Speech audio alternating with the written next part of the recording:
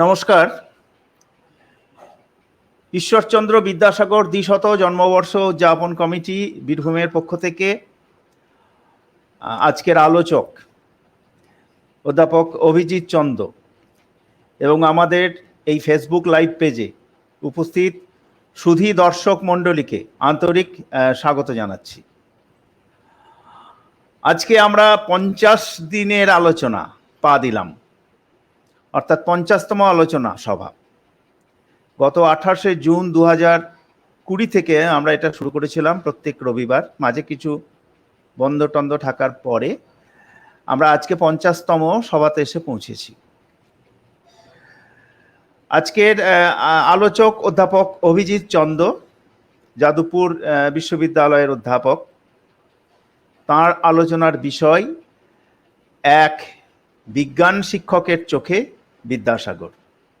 হ্যাঁ, ঠিকই, অভিজিৎ বাবু একজন বিজ্ঞান শিক্ষক, যাদবপুর বিশ্ববিদ্যালয়ের মেকানিক্যাল ইঞ্জিনিয়ারিং বিভাগের অধ্যাপক।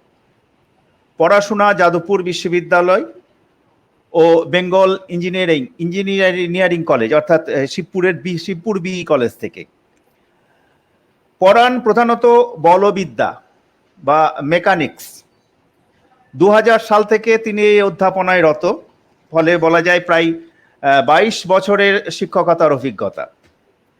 তার গবেষণার ক্ষেত্র পদার্থবিজ্ঞান।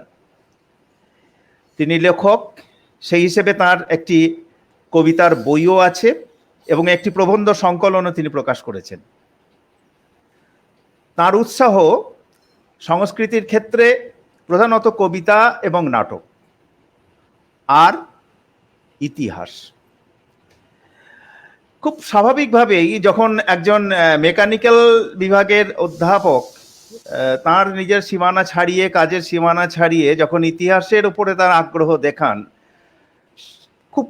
খুব সাধারণভাবে আমরা বলতে পারি নিশ্চয়ই তিনি নরওয়ের ইতিহাস নিয়ে থাকেন না বা আফ্রিকার ইতিহাস নিয়ে ঘাটেন না, নিশ্চয়ই ঘাটেন, কিন্তু সব থেকে তিনি গুরুত্ব দেন তিনি যে মাটিতে দাঁড়িয়ে আছেন সেই মাটির ইতিহাস, অর্থাৎ ভারতের ইতিহাস, বাংলার ইতিহাস, স্থানীয় ইতিহাস। যখনই তিনি ইতিহাস চর্চা করেন তখন তাকে যেতে হয় কতগুলো সময়কে অতিক্রম করে। একবিংশ শতাব্দী থেকে বিংশ শতাব্দী, বিংশ থেকে ঊনবিংশ, ঊনবিংশ থেকে অষ্টাদশ, অষ্টাদশ থেকে সপ্তদশ, এইভাবে তিনি যান, আবার আসেন, এই যাওয়া আসা। ফলে যখনই তিনি ঊনবিংশ শতাব্দীতে পা দেবেন, ঊনবিংশ শতাব্দীর ইতিহাস নাড়াচাড়া করবেন, সেখানে স্বাভাবিকভাবে এসে যাবেন রাজা রামমোহন রায়, এসে যাবেন অক্ষয় কুমার দত্ত, এসে যাবেন বঙ্কিমচন্দ্র চট্টোপাধ্যায়, এসে যাবেন রবীন্দ্রনাথ ঠাকুর, এসে যাবেন স্বামী বিবেকানন্দ, আরো অনেক মানুষ। তার সঙ্গে সব থেকে বেশি এসে যাবেন আমাদের কাছে, তিনি হচ্ছেন গিয়ে ঈশ্বরচন্দ্র বিদ্যাসাগর। এখানেই আজকের আলোচনার বলতে পারি ফোকাস পয়েন্ট। একজন বিজ্ঞান শিক্ষক হাঁটছেন ইতিহাসের পথ ধরে, তিনি দেখছেন ঊনবিংশ শতাব্দীর একজন মানুষকে। কিভাবে তিনি দেখবেন সেটাই আজকের বিষয়। আসুন আমরা অধ্যাপক অভিজিৎ চন্দের কাছে যাই। তিনি একজন বিজ্ঞান শিক্ষক। সেই বিজ্ঞান শিক্ষকের চোখে তিনি দেখছেন ঊনবিংশ শতাব্দীর একজন মানুষ, আজকে তিনি 202 বছরে পা দিলেন সেই রকম একজন মানুষকে। ফলে স্বাভাবিকভাবেই একটা প্রশ্ন আসবে, সেই বিদ্যাসাগর দেখবেন, কোন বিদ্যাসাগরকে দেখবেন? বীরসিংহ গ্রামের ঈশ্বরচন্দ্র বন্দ্যোপাধ্যায়কে, নাকি সংস্কৃত কলেজের অধ্যাপকদের প্রিয় একজন মেধাবী পড়ুয়াকে, নাকি ফোর্ট উইলিয়াম কলেজের একজন হেড পণ্ডিতকে, না দেখবেন সংস্কৃত কলেজের প্রিন্সিপালকে, নাকি একজন পুস্তক লেখক, পুস্তক বিক্রেতা, না একজন ভাষা সংস্কারককে, না একজন সমাজ সংস্কারককে, না বলা যায় কোট আনকোট একজন প্রাইমার লেখককে, একজন অনুবাদককে, মেট্রোপলিটন কলেজের একজন কর্তাকে, নাকি এক করুণা ঘন মানব প্রেমিককে, নাকি এক অজেয় পৌরুষ এবং অক্ষয় মনুষ্যত্বের অধিকারী একজন মানুষকে? ঠিক এই জায়গায় ঈশ্বরচন্দ্র বিদ্যাসাগর তার বহুধা কর্মবিস্তৃত বহুধা কর্মকাণ্ড নিয়ে প্রচণ্ড তীক্ষ্ণ কাণ্ডজ্ঞান সম্পন্ন প্রকাণ্ড বটবৃক্ষের মতো দাঁড়িয়ে থাকা এক বিশাল মাপের মানুষকে, ফলে সেই বিশাল মানুষকে একজন বিজ্ঞান শিক্ষক তার দৃষ্টিতে দেখছেন, সেটা স্বাভাবিকভাবেই খুবই একজন আকর্ষণীয় আলোচনা। আজকে সেই আকর্ষণীয় আলোচনার আলোচক হিসেবে আমাদের মধ্যে উপস্থিত আছেন অধ্যাপক অভিজিৎ চন্দ্র। তাকে আমরা স্বাগত জানাই। তিনি আমাদের সময় দিয়েছেন, তার জন্য তার প্রতি কৃতজ্ঞতা জ্ঞাপন করছি। সুধী দর্শক মণ্ডলীর কাছে অনুরোধ, চলুন আমরা অধ্যাপক অভিজিৎ চন্দ্রের কাছে যাই, তার আলোচনা শুনি। তিনি কিভাবে বিদ্যাসাগরকে দেখছেন সেটাই আজকের বিষয়। আমরা শুরু করছি আমাদের আজকের আলোচনা। নমস্কার। প্রথমেই বলি যে বিকাশবাবু যেরকম একটা বিস্তৃত ক্যানভাস আমাদের সকলের চোখের সামনে তুলে ধরলেন, এই বিস্তৃত ক্যানভাসকে স্পর্শ করা, সংক্ষিপ্ত পরিসর বলি আর ব্যাপ্ত পরিসর বলি, সময়ের দিক থেকে বিচার করে কোনোটাই আমার পক্ষে খুব সহজ কাজ বলে মনে হয় না। আমার মনে হয় যে এই যে এক বিরাট পৌরুষ, একজন বিরাট মানুষ, বিরাট মাপের মানুষ, তার জীবনের নানান পরিচয় তিনি যেভাবে পর পর আমাদের সামনে তুলে ধরলেন, আমি তার থেকে একটি বা দুটি যে জিনিসগুলি আমার সঙ্গে আমার কাজের ক্ষেত্রে একটু বেশি প্রাসঙ্গিক বলে আমার মনে হয়েছে, আমি সেই রকম কোনো দিক আমি একটু আপনাদের সামনে তুলে ধরতে চেষ্টা করব। আমি বিকাশবাবুকে বলেছিলাম, কালকে যখন এই অনুষ্ঠান হবে এরকম একটা প্রস্তুতি চলছিল, বিকাশবাবুকে বলেছিলাম যে আমি চেষ্টা করব খুব একটা তথ্য আপনাদের সামনে হাজির না করতে। প্রথমেই আমি বলি যে এটা 50তম আলোচনা সভা, উপলক্ষ ঈশ্বরচন্দ্র বিদ্যাসাগর তার 200তম জন্মবর্ষ উদযাপন। সুতরাং তাকে নিয়ে ইতিমধ্যে অনেক আলোচনা হয়েছে এবং আমাকে বিকাশবাবু কিছু কিছু আলোচনার লিঙ্ক পাঠিয়েছিলেন। আমি নিজেও উনি পাঠানোর আগেও আমি অনেকগুলি আলোচনা শুনেছি। তাতে এটা বুঝতে পেরেছি যে বিভিন্ন দিক, ঈশ্বরচন্দ্র বিদ্যাসাগর মানে একটি ব্যাপ্ত পৃথিবী, তার বিভিন্ন দিক এটা নিয়ে ইতিমধ্যেই আলোচনা হয়েছে, প্রচুর তথ্য এবং তত্ত্বেরও অবতারণা হয়েছে বলেই আমার মনে হয়েছে। আমি নতুন করে কোনো তথ্য খুব বাধ্য না হলে আমি আপনাদের সামনে হাজির করব না। সুতরাং একটা দিক থেকে আমি আপনাদের আশ্বস্ত করতে পারি যে আমি তথ্যে আপনাদের ভারাক্রান্ত করব না। দ্বিতীয় যেটা আশ্বাস দিতে পারি, আমি তত্ত্ব কথা জানি না, সুতরাং তত্ত্বে আপনাদের ভারাক্রান্ত করার কোনো রকম কোনো ক্ষমতা আমার নেই। আমি আমার বিজ্ঞান শিক্ষকের অভিজ্ঞতা থেকে কতগুলো কথা একটু আপনাদের সঙ্গে ভাগ করে নিতে চাই। আপনাদের মতামত আপনারা জানাবেন এবং আমি এটাও আপনাদের কাছে একটু অনুমতি চেয়ে নিচ্ছি যে যদি দেখা যায়, কারণ এইগুলো তো আমি দেখেছি ফেসবুক ইত্যাদিতে থেকে যায়, বিকাশবাবু তার ফেসবুকে থেকে যায়, সুতরাং যদি এরকম অনেক প্রশ্ন থাকে, নিশ্চয়ই কোনো প্রশ্ন বিকাশবাবু প্রাসঙ্গিক মনে করলে আমাকে বলবেন, জানাবেন, আমি চেষ্টা করব তার উত্তর দিতে।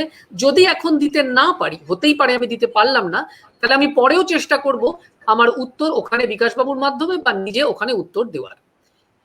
আরো একবার এই উদযাপন কমিটি, তাদেরকে অসংখ্য ধন্যবাদ জানাই এবং আমি কি বলবো, সত্যি সত্যি এই বিষয়ের সঙ্গে কোনোভাবে সংশ্লিষ্ট নই, তবু আমাকে এই সুযোগটা দেওয়ার জন্য, আমার দু একটি কথা ভাগ করে নেওয়ার সুযোগ দেওয়ার জন্য আমি কৃতার্থ।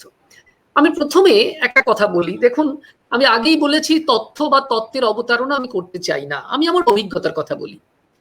আমি মেকানিক্স পড়াই, বলেছেন বিকাশবাবু, আমি যন্ত্র প্রকৌশল বিভাগ বা মেকানিক্যাল ইঞ্জিনিয়ারিং বিভাগ, এই বিভাগের অধ্যাপক। আমাদের পড়ানোর বিভিন্ন বিষয়ের মধ্যে মেকানিক্স একটি গুরুত্বপূর্ণ বিষয়, এবং শুধু মেকানিক্স যে আমাদের মেকানিক্যাল ইঞ্জিনিয়ারিং এ পড়তে হয় তা নয়, অন্যদেরও পড়তে হয়, ইঞ্জিনিয়ারিং এর অন্যান্য শাখাতেও পড়তে হয়, আমাদের পড়াতে হয়। যখন পড়াই তখন কিন্তু একটা পরম্পরা, আমি যে মেকানিক্স, যে বলবিদ্যার কথা বলছি তার একটা পরম্পরা ছাত্রদের সামনে, ছাত্রীদের সামনে তুলে ধরা, এটা আমার দায়িত্বের মধ্যে পড়ে, কর্তব্যের মধ্যে পড়ে। যখন পড়াতে শুরু করি, কাদের পড়াই? যারা উচ্চ মাধ্যমিক পাশ করে জয়েন্ট এন্ট্রান্স পরীক্ষা দিয়ে আমাদের এখানে বিশ্ববিদ্যালয়ে পড়তে এসেছে ইঞ্জিনিয়ারিং বিভাগে, তাদের অনেকেই বলবিদ্যা সম্পর্কে তাদের বেশ কিছু ধ্যান ধারণা থাকে, কিন্তু এ কথাটা বোধহয় প্রায় অনস্বীকার্য যে ধ্যান ধারণা নিয়ে তারা আসে, সেই ধ্যান ধারণার মধ্যে ক্ষেত্র বিশেষে, সব ক্ষেত্রে নয়, ক্ষেত্র বিশেষে বেশ কিছু অসম্পূর্ণতা থাকে। যে অসম্পূর্ণতাটা আমাদের সবচেয়ে বেশি চোখে পড়ে বা আমাদের মনে নাড়া দেয়, সেটা হচ্ছে তারা অনেকেই ইতিহাসটা সম্পূর্ণ অবগত থাকে না। এখন প্রশ্ন হলো যে একটি ছেলে বা একটি মেয়ে সে পড়তে এসছে, মেকানিক্স পড়তে এসছে, সে এখানে মেকানিক্সের প্রায়োগিক দিকটা পড়তে এসছে, সে জানতে এসছে বলবিদ্যাকে প্রয়োগ করে ইঞ্জিনিয়ারিং এর বিভিন্ন শাখায় বিভিন্ন যন্ত্রপাতি বা অন্যান্য ওই রকম জাতীয় জিনিসপত্র কিভাবে কাজ করে, এই তো সে শিখতে এসছে। যদি সে সেটা শিখতে চায় তাহলে কতটা তার কাছে ইতিহাস গুরুত্বপূর্ণ। আমার পড়াতে গিয়ে, বলছিলেন বিকাশবাবু 20-22 বছর ধরে পড়াচ্ছি, আমার পড়াতে গিয়ে মনে হয়েছে যদি বলবিদ্যা বা মেকানিক্স এরকম কতগুলো সূত্রের প্রয়োগ এটার মধ্যে সীমাবদ্ধ থাকে, তাহলে মেকানিক্সের মধ্যে, বলবিদ্যার মধ্যে যে যুক্তিবিদ্যা, তার মধ্যে যে যুক্তির যে ধার, যুক্তিবাদ, এই বিষয়টা হারিয়ে যায়। তখন মনে হয় এটা কতগুলো টুল, এটা কতগুলো আমাদের অস্ত্র, যে অস্ত্রগুলো আমরা প্রয়োগ করব কতগুলো অঙ্ককে, কঠিন কঠিন অঙ্ককে সামলাবার জন্য। স্বাভাবিকভাবেই আমার মনে হয় তাতে করে এই বলবিদ্যাই বলি, তাকে স্ট্যাটিক্স বলতে পারি, ডিনামিক্স বলতে পারি, আমি বিশদে যাচ্ছি না, এগুলোর প্রতি যথার্থ সম্মান দেওয়া হয় না। তাহলে কি সম্মানের প্রয়োজনে ইতিহাস জানতে হবে? না। আমি একজন ছাত্র বা ছাত্রী হিসেবে আমি এই বিদ্যাটি, বলবিদ্যাই হোক বা অন্য কোনো জিনিস হোক, আমি এখানে যেটা পড়তে এসেছি, আমাকে যেটা পড়ানো হচ্ছে, তার ইতিহাস সম্বন্ধে জানা আমার কোনো মহৎ কর্তব্য না। আমি এভাবে ব্যাখ্যা করছি না, বরং আমি একটু অন্যভাবে ব্যাখ্যা করছি। কিভাবে? একটি ছোট ছেলে বা মেয়ে যখন পড়তে আসে, তখন সে বলবিদ্যার ইতিহাস সম্পর্কে যদি যথাযথভাবে না জানে, তাহলে তার প্রয়োগের ক্ষেত্রেও তার প্রভূত সীমাবদ্ধতা থাকে। সে এমন এমন ক্ষেত্রে প্রয়োগ করে ফেলে, এমন এমন ভাবে প্রয়োগ করে ফেলে, যে প্রয়োগগুলো ইতিহাস জানলে সে করতো না, সেই ভ্রান্তিগুলো তার থাকতো না। তাই স্বাভাবিকভাবেই খানিকটা ধান ভান্তে শিবের গীতের মতো করে আমাকে বলতে হচ্ছে যে কেন আমাদের ইতিহাসটা ধরিয়ে দিতে হয়। সেই ইতিহাসের সঙ্গে কোথায় বিদ্যাসাগর? কেন বিদ্যাসাগর সেখানে আসবেন? আমরা যখন বলবিদ্যার ইতিহাসের কথা বলি, আমরা যে ছেলে মেয়েদের পড়াই, একটু যদি চিন্তা করেন, আপনাদেরও বাড়িতে নিশ্চয়ই এমনই ছেলে মেয়েরা আছে, আমার বাড়িতে এমন ছেলে মেয়েরা আছে, দেখবেন তারা 11-12 বা আরো আগে থেকে যেগুলো পড়ে এসছে, তাতে ইতিহাসের ধারাটা অনুপস্থিত। এবং তার ফলে কিভাবে এই সাবজেক্টটা বিকশিত হয়েছে, কিভাবে ইতিহাসের বিভিন্ন সময় এই সাবজেক্টটা বিকশিত হয়েছে, ইতিহাসের বিভিন্ন ধারায় বিভিন্ন পর্যায়ে এটা বিকশিত হয়েছে, সেটা সম্পর্কে তাদের ধারণা থাকে না। ইন আইসোলেশন তারা ভাবতে পারে না যে আর্কিমিডিস বা কোপার্নিকাস বা গ্যালিলিও বা নিউটন, এই পুরোটা মিলে একটা ধারা। সেই ধারায় একটা পর্যায়ে এসে আমরা আরো 3টে নতুন বলবিদ্যার ধারা আমরা আবিষ্কার করি, আমরা প্রয়োগ করি। যদি এটা তারা জানতে না পারে, তাহলে তাদের ধারণাটা অসম্পূর্ণ থাকে, ভীষণভাবে অসম্পূর্ণ থাকে। আর যদি অসম্পূর্ণ থাকে, তাহলে এর পরের যে স্টেপটায় তারা এগোতে চায়, এই বলবিদ্যায় আমি যা ক্লাসে পড়াচ্ছি এই তো শেষ নয়, আমি তো শেষ কথা আন্ডার গ্রাজুয়েট ক্লাসে পড়িয়ে দিই না, তারপরে তাকে আরো এগোতে হয়। যখন তাকে এগোতে হয়, প্রয়োগের ক্ষেত্রে এগোতে হয়, গবেষণার ক্ষেত্রে এগোতে হয়, তখন পেছনের দিকের ইতিহাসটা তার কাছে যদি স্পষ্ট না থাকে, তাহলে তার এগোতে অসুবিধা হয়। এইখানেই আমাদের কাছে, আমরা যারা বলবিদ্যা পড়াই, আমাদের সঙ্গে বিদ্যাসাগর মহাশয়ের একটা ওতপ্রোত সম্পর্ক। কিভাবে সম্পর্ক? একজন সংস্কৃতের পণ্ডিত, হিন্দু কলেজে, ফোর্ট উইলিয়াম কলেজে তিনি পড়িয়েছেন, সংস্কৃত কলেজে তিনি পড়িয়েছেন, মেট্রোপলিটন ইনস্টিটিউট তিনি তৈরি করেছেন, বিকাশবাবু বিশদে বলেছেন। আমি সেখানে যাচ্ছি না, আমি একেবারেই ভিন্ন একটা জায়গা বলছি। আমার প্রত্যক্ষ অভিজ্ঞতা যদি হয় বলবিদ্যা নিয়ে, আর আমার প্রত্যক্ষ আগ্রহ যদি থাকে সেই বলবিদ্যার ইতিহাস নিয়ে, তাহলে বিদ্যাসাগর মহাশয়ের কাছে এইখানে আমার যেতে হবে, যে বইটির নাম জীবনচরিত। 1849 সালে, একটু তথ্য বললাম, 1849 সালে লেখা জীবনচরিত। আমি সাধারণভাবে আমি জানি না আপনাদের কি অভিজ্ঞতা, আমার ব্যক্তিগত অভিজ্ঞতা, আশপাশের লাইব্রেরি বা অন্যান্য জায়গায় জীবনচরিত আলাদা করে খুঁজে পাইনি। যখন জীবনচরিত খুঁজতে গেছি, তখন লাইব্রেরিয়ান বা লাইব্রেরিতে যারা আছেন তারা আমাকে বিদ্যাসাগরের জীবনচরিত দিয়েছেন, মানে বিদ্যাসাগরের জীবন নিয়ে কেউ লিখেছেন সেই জীবনচরিত দিয়েছেন না। বিদ্যাসাগর মহাশয়ের 1849 সালে লেখা জীবনচরিত, যা বিদ্যাসাগর রচনাবলীর একটি গুরুত্বপূর্ণ অংশ, আমি একটু কষ্ট করে হলেও সেটা সংগ্রহ করেছি, তার পিডিএফ ভার্সনও পাওয়া যায়, আমি সেখান থেকে জিনিসটা পড়তে হয়েছে। এবং পড়তে গিয়ে দেখেছি যে তিনি কোপার্নিকাস, তিনি নিউটন, তিনি গ্যালিলিও, তাদের যে বর্ণনা হাজির করেছেন সে বর্ণনা তাদের জীবনের বর্ণনা নিছক নয়, তাদের কাজের বর্ণনা নিছক নয়, তাদের প্রতিটি প্রতিবন্ধকতার বর্ণনা সেখানে তিনি হাজির করেছেন।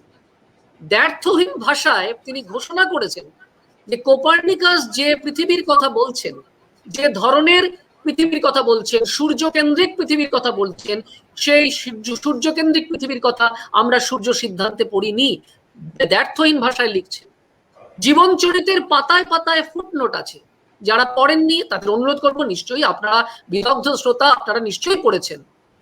এই বইটির পাতায় পাতায় ফুটনোট আছে, যেখানে আপনি দেখতে পাবেন ঈশ্বরচন্দ্র বিদ্যাসাগর তিনি কেবলমাত্র কয়েকটি তথ্যের উল্লেখ করেননি, বিশ্লেষণ করেছেন। আমরা সবাই জানি, যারা বিজ্ঞানের ছাত্র তারা সবাই জানি যে পিসার সেই হেলানো টাওয়ার, তার উপরে গিয়ে গ্যালিলিওর এক্সপেরিমেন্টের কথা। বিদ্যাসাগর তো পারতেন যে গ্যালিলিও একটি পরীক্ষা নিরীক্ষা করেছেন এই কথা বলেই ছেড়ে দিতে পারতেন না, বলেননি। বিদ্যাসাগর সেই পরীক্ষাটির যথোপযুক্ত কার্য কারণ ব্যাখ্যা করেছেন জীবনচরিতে। আমি কিন্তু আগে পড়িনি। আমি বিকাশ বাবুর কাছে আমি বিশেষভাবে কৃতজ্ঞ, যখন তিনি আমাকে এই বলবার বিষয় নিয়ে আমার সাথে কথা হয়েছে তখন আমার মনে হয়েছে এই বিষয়টি বিশদে পড়া দরকার। আমি পড়তে গিয়ে আবিষ্কার করেছি, চমৎকৃত হয়েছি। শুধু প্রতি পাতায় ফুটনোটটাই নয়, একদম শেষে একটা 50 পাতার বই প্রায়, তার একদম শেষে ব্যাখ্যা করে করে বুঝিয়েছেন বিভিন্ন ধরনের টার্মিনোলজি, যে টার্মিনোলজি গুলো মূলত বিজ্ঞানের টার্মিনোলজি। উনি সেগুলোকে বাংলায়, নিখাদ বাংলায় ব্যাখ্যা করে বুঝিয়েছেন এই টার্মিনোলজি গুলোর যথাযথ অর্থ কি। নিউটন নিয়ে লিখছেন। আমি বেসিক্যালি সত্যি সত্যি বলতে আমার ভালো লাগে, যে মেকানিক্স পড়াই তাকে আমরা বলি Newtonian mechanics. Newtonian mechanics, Newtonian বলবিদ্যা আমরা পড়াই। আমি কোয়ান্টাম মেকানিক্স পড়াই না, নিউটনিয়ান মেকানিক্স পড়াই। বিদ্যাসাগর যখন নিউটন সম্পর্কে বলছেন, নিউটন সম্পর্কে বলবার সময় ক্যাটেগরিক্যালি উল্লেখ করছেন যে এই ভদ্রলোক যে সূত্রগুলো আবিষ্কার করেছেন তার প্রেক্ষাপট কি। আপনি ভেবে দেখুন, ক্লাস 7 ক্লাস 8-এ আমরা যখন পড়াই, আমরা সূত্রগুলো পড়াই, প্রথম সূত্র, দ্বিতীয় সূত্র, তৃতীয় সূত্র ইত্যাদি নানান পড়াই, প্রেক্ষাপট পড়াই। আমি জানি না, আমি পড়াইনি। প্রেক্ষাপটটাও ঈশ্বরচন্দ্র বিদ্যাসাগর তিনি তুলে ধরছেন। যখন কোপার্নিকাস তুলে ধরছেন তখন কোপার্নিকাস শুধু সূর্য সিদ্ধান্তের কথাই বলছেন না, খ্রিস্ট ধর্মের যে যে কনসেপ্ট কোপার্নিকাসকে বাধা দান করেছিল সেগুলো সম্পর্কেও বলছেন।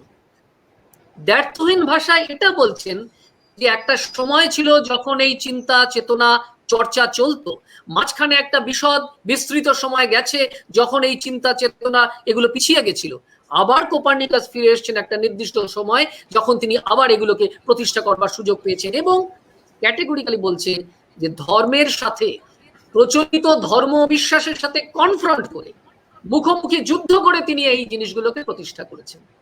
আজকে একজন বিজ্ঞানের শিক্ষক হিসেবে যদি আমরা ঈশ্বরচন্দ্র বিদ্যাসাগর, তিনি শুধু বলবিদ্যা, আমি অন্য বিষয়গুলো ছেড়ে দিলাম, তিনি লিনিয়াসের কথা বলেছেন, তিনি উইলিয়াম হার্শেলের কথা বলেছেন, তিনি জ্যোতির্বিজ্ঞানের কথা বলেছেন, আমি সবকিছুতে যাচ্ছি না। শুধুমাত্র বলবিদ্যার ক্ষেত্রে আমরা যারা বাংলা ভাষায় পড়াশোনা করি, বাংলা ভাষায় কথাবার্তা বলি, বাংলা ভাষায় আমাদের ছাত্র ছাত্রী তাদেরকে পড়াই, স্কুলে পড়াই বা ইংরেজি ভাষাতেও পড়াই, যাদের পড়াই তাদের বেশিরভাগই হচ্ছে বাংলার মানুষ, বাংলার ছেলে মেয়ে, তাদের কাছে প্রথম 1849 সালে ভেবে দেখুন, সেই সময় দাঁড়িয়ে তিনি বাংলা ভাষায় এত সুন্দর করে, এত প্রাঞ্জল ভাবে, এত বিশদে, প্রেক্ষাপট সহ, যুক্তি সহ, এমন একটাও কোপার্নিকাসের থিওরির কথা, এমন একটাও গ্যালিলিও থিওরির কথা তিনি বলছেন না যার প্রেক্ষাপট বা বিশদ ব্যাখ্যা তিনি দিচ্ছেন না। এ আমাদের একটা বিরাট ঋণ। এই ঋণ স্বীকার না করে আমার মনে হয় মেকানিক্সের শিক্ষকই হই বা যন্ত্র প্রকল্প বিভাগের শিক্ষকই হই, প্রকৌশল বিভাগের শিক্ষক হই, আমাদের আলোচনা আমি শুরু করতে পারি না। আমার দ্বিতীয় যে কথাটি বলার, এটা গেল একটা স্পেসিফিক উদাহরণ, একটি নির্দিষ্ট উদাহরণ আমি দেওয়ার চেষ্টা করলাম। আমার মনে হয় দ্বিতীয় যে বিষয়টি, আপনারা অনেক সম্যক এ বিষয়ে জানেন, বানানটাইন বিতর্ক ইত্যাদি, আমি সেখানে ঢুকছি না। এসব নিয়ে নিশ্চয়ই আজ 50তম আলোচনা, এর আগে অনেক আলোচনা হয়েছে এবং বহু বহু আলোচনা হবে। আমি শুধু বলছি যে যে সামগ্রিক দৃষ্টিভঙ্গি ঈশ্বরচন্দ্র বিদ্যাসাগর বিজ্ঞান বিষয়ে, দর্শন বিষয়ে, জীবন বিষয়ে পোষণ করতেন, বোধহয় তার জন্য তিনি ঋণী ফ্রান্সিস বেকনের কাছে। আপনাদের সকলের কাছেই সে নাম পরিচিত। 1820 সালে ঈশ্বরচন্দ্র বিদ্যাসাগরের জন্ম, 1620 সালে, মানে তারও 200 বছর আগে ফ্রান্সিস বেকন তার তত্ত্ব বলেছেন, তার তত্ত্ব উপস্থাপন করেছেন। এবং যে তত্ত্ব স্পষ্টতই কথা বলে যে বিজ্ঞান মানে আমি ঘরে বসে কতগুলো কষ্ট কল্পনা করলাম, সে কষ্ট কল্পনা খুব মহৎ হতে পারে, খুব গভীর হতে পারে, কিন্তু তাকে তিনি বিজ্ঞান হিসেবে স্বীকৃতি দিতে ফ্রান্সিস বেকন প্রস্তুত নন। তিনি বিজ্ঞানের একটা নতুন সংজ্ঞা হাজির করলেন, বিজ্ঞানের একটা নতুন দর্শন হাজির করলেন, কাঠামো হাজির করলেন, যেখানে বলছেন একে প্রমাণিত হতে হবে, প্রমাণিত সত্য, অভিজ্ঞতা লব্ধ সত্য, এম্পিরিসিজম বলতে পারি আমরা, অন্য নামে তাকে অভিহিত করতে পারি। কিন্তু বিজ্ঞানের দর্শনের, আধুনিক বিজ্ঞানের দর্শনের যদি কেউ প্রবক্তা থেকে থাকেন, বোধহয় তার অন্যতম প্রধান হচ্ছেন Francis Bacon. Ishwarchandra Vidyasagar Francis বেকনের আমার তো দেখে মনে হয়েছে 200 বছর পরে জন্মেও, বা 200 বছরের কাছাকাছি সেই সময় জন্মেও, ঈশ্বরচন্দ্র বিদ্যাসাগর তার জীবনের চিন্তায়, ভাবনায়, দর্শনে, অনুভবে সর্বত্র ফ্রান্সিস বেকনের এই যে আরোহী চিন্তা, এই যে যুক্তিনিষ্ঠ চিন্তা, বিজ্ঞানের এই যে সংজ্ঞা, তাকে শুধু লালন করেছেন তা নয়, ঘরে বসে লালন করেছেন, অনুভব করেছেন তা নয়, তাকে মানুষের কাছে ছড়িয়ে দেওয়ার চেষ্টা করেছেন। এইখানেই তার মহত্ব। কে তিনি? তিনি বিজ্ঞানের ছাত্র সেই অর্থে যদি বলতে চাই নয়। অথচ তার মৃত্যুর পরে, ঈশ্বরচন্দ্র বিদ্যাসাগরের মৃত্যুর পরে, যদি ভুল হয় আমায় সংশোধন করে দেবেন, বিকাশবাবু আছেন, অন্যরাও নিশ্চয়ই শুনছেন, তার মৃত্যুর পরে সম্ভবত তার পুত্র একটি বই প্রকাশ করেন, যে বইটি ঈশ্বরচন্দ্র 19 বা 20 বছর বয়সে লিখেছিলেন। শ্লোকে লেখা, শ্লোকে, সংস্কৃত শ্লোকে লেখা একটি বই, কয়েকশো শ্লোক তাতে আছে, যে বইটি মূলত ভূগোল বিষয়, ভূগোল বিষয় একটি বই লিখছেন। কবে? 19 বা 20 বছর বয়সে। কি মাধ্যমে লিখছেন? সংস্কৃত মাধ্যমে। অথচ সেখানে প্রতিটি ছত্রে জ্যোতির্বিজ্ঞান থেকে শুরু করে প্রকৃতি বিজ্ঞান, ভূগোলের বিভিন্ন দিশা, দেশ ধরে ধরে, এক একটি দেশ ধরে ধরে তিনি তুলে ধরেছেন। ওয়াশিংটনকে সেখানে লিখেছেন ওয়াশিংটন, সেই সময় সেভাবেই তারা বলতেন। কিন্তু এই জিনিসটা যখন প্রকাশিত হয়, তার মানে জীবনের শুরুর সময় থেকে এই মানুষটি মনের মধ্যে এই চিন্তাকে লালন করেছেন, বিজ্ঞানের এই বিষয়টাকে লালন করেছেন, এই বীজকে লালন করেছেন, ধারণ করেছেন, বড় করেছেন। তাও শুধু নয়, তাকে ছড়িয়ে দেওয়ার চেষ্টা করেছেন। সুতরাং যদি তাকে আমরা বলি, আমার বলতে ইচ্ছে করে, আমি বলার কে, তবু আমার বলতে ইচ্ছে করে, বোধহয় আমাদের দেশে ফ্রান্সিস বেকনের ভাবশিষ্য যদি কেউ থেকে থাকেন, অবশ্যই রামমোহন রায়, অবশ্যই ঈশ্বরচন্দ্র বিদ্যাসাগর, অক্ষয় কুমার দত্ত এবং আরো কেউ কেউ। তাদের বিশদ আলোচনায় আমরা যাচ্ছি না।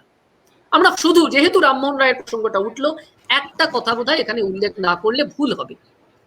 ফ্রান্সিস বেকন যে ধরনের জীবনের কথা বলেছেন, যে ধরনের অনুভবের কথা বলেছেন, যেভাবে বিজ্ঞানকে সংজ্ঞায়িত করেছেন, দর্শনকে সংজ্ঞায়িত করেছেন, প্রমাণ ছাড়া চলবে না, অনুভব করা, অভিজ্ঞতা দিয়ে বিচার করা, এটা ছাড়া চলবে না, আমরা বিজ্ঞান হিসেবে মানব না। এইরকম একটা জিনিসের বশবর্তী, কিন্তু এইরকম একটা ধারণার বশবর্তী রামমোহন রায়ও ছিলেন। অন্তত রামমোহন রায়ের জীবন তেমনটাই বলে। কিন্তু রামমোহন রায় এর পাশাপাশি একেশ্বরবাদ বা অন্যান্য বিষয়ে এই জিনিসগুলো পাশাপাশি রেখেছেন। ঈশ্বরচন্দ্র বিদ্যাসাগর বোধহয় আরো এক ধাপ এগিয়ে, যখন ফ্রান্সিস বেকনের তার সেই ধারণা, যে ধারণাকে তিনি বুকে লালন করেছেন, তাকে বারবার তার নিজের নানাবিধ প্রয়াসের মধ্যে দিয়ে বিজ্ঞানের বিভিন্ন শাখার বিকাশের জন্য চেষ্টা করেছেন। কখনো জেনে, কখনো অক্ষয় কুমার দত্তকে সঙ্গে নিয়ে, কখনো মহেন্দ্রলাল সরকারকে সঙ্গে নিয়ে, কখনো রাধানাথ সিকদারকে সঙ্গে নিয়ে। কিন্তু তার যে বিশ্বাস, যুক্তির সপক্ষে তার যে বিশ্বাস, তার যে চিন্তা চেতনা, তাকে তিনি চেষ্টা করেছেন সকলের মধ্যে ছড়িয়ে দিতে। আমি আমার দ্বিতীয় প্রসঙ্গটায় আসছি। বিকাশবাবু, শোনা যাচ্ছে পুরোটা? ঠিক আছে, সুন্দর সুন্দর। আমার একটা কথা বলছে, বোধোদয়, বোধোদয়ের রচনাকাল আমার এক্স্যাক্টলি এক্ষুনি মনে নেই, যারা শুনছেন তারা অনেকেই হয়তো জানেন। বোধোদয় পড়তে গিয়ে আমার মনে হয়েছে, যে চিন্তা চেতনার কথা আমি বলছিলাম, যে চিন্তা চেতনায় অনির্দেশ্য বলে কিছু নেই, ইন্দ্রিয় গ্রাহ্য প্রকৃতি জগৎকে তুলে ধরছেন ঈশ্বরচন্দ্র বিদ্যাসাগর। প্রকৃতি জগৎ তাকে তুলে ধরছেন, তাকে ভাগ করছেন, জড় এবং চেতন। প্রাণীদের মধ্যে ভাগ করছেন, উদ্ভিদ এবং প্রাণী তাদের ভাগাভাগি করছেন, ইন্দ্রিয়গুলোর কথা আলাদা করে উল্লেখ করছেন, এবং পুরো বইটি পড়লে বোঝা যায় যে তার ছত্রে ছত্রে প্রকৃতি সংজাত জ্ঞানের কথাই, প্রকৃতিকে জানবার কথাই তিনি বারবার সোচ্চারে ছোটদের কাছে বড়দের কাছে তুলে ধরার চেষ্টা করছেন। বোধোদয় লেখার অনেক পরে, সম্ভবত বোধোদয়ের 100তম সংস্করণ, সম্ভবত, আমি তথ্য নিয়ে আমি খুব শিওর নই, আমার দেখে মনে হয়েছে যে দু একটা জায়গা থেকে আমি সংগ্রহ করেছিলাম, 100তম সংস্করণ তার জীবদ্দশায় প্রকাশিত হয়। 100তম সংস্করণ বোধোদয়ের কোনো একটি সংস্করণের ক্ষেত্রে তাকে এই প্রশ্নের সম্মুখীন হতে হয় যে তোমার নাম ঈশ্বর, বোধোদয়, তুমি বোধের উদয়ের কথা বলছো, আর তুমি একবারও ঈশ্বরের কথা বলবে না? তোমার বইয়ে তুমি বোধোদয় বলছো, তুমি একবারও ঈশ্বরের কথা বলবে না? তাতে কেউ কেউ মজা করে বলেছে নামটাই তো ঈশ্বর, আলাদা করে আর ঈশ্বর বলার দরকার কি? ঈশ্বরচন্দ্র বলছেন, ঈশ্বরচন্দ্র বিদ্যাসাগর বলছেন যে হ্যাঁ, ঈশ্বরের কথায় একটা সংস্করণে তিনি ইনক্লুড করেছেন, কিন্তু সে ঈশ্বরের কথা ইনক্লুড করেছেন তার অনেক আগে তিনি প্রকৃতি জগতের কথা ইনক্লুড করেছেন, প্রকৃতির চেতন অচেতন ভাগাভাগির কথা উল্লেখ করেছেন, ইন্দ্রিয় গ্রাহ্য যে বিষয় সেগুলোর কথা উল্লেখ করেছেন, কিভাবে চেতনার উন্মেষ ঘটে আমাদের অভিজ্ঞতা থেকে, প্রকৃতির সঙ্গে মানব মনের তার ইন্টারাকশন থেকে কিভাবে চেতনার উন্মেষ ঘটে এ কথা উল্লেখ করেছেন। তারপরে তিনি একবার ঈশ্বরের উল্লেখ করেছেন। আমার মনে হয় যে সময়ে দাঁড়িয়ে তিনি এই কাজটা করছেন সেই সময় এ বড় সাহসী কাজ।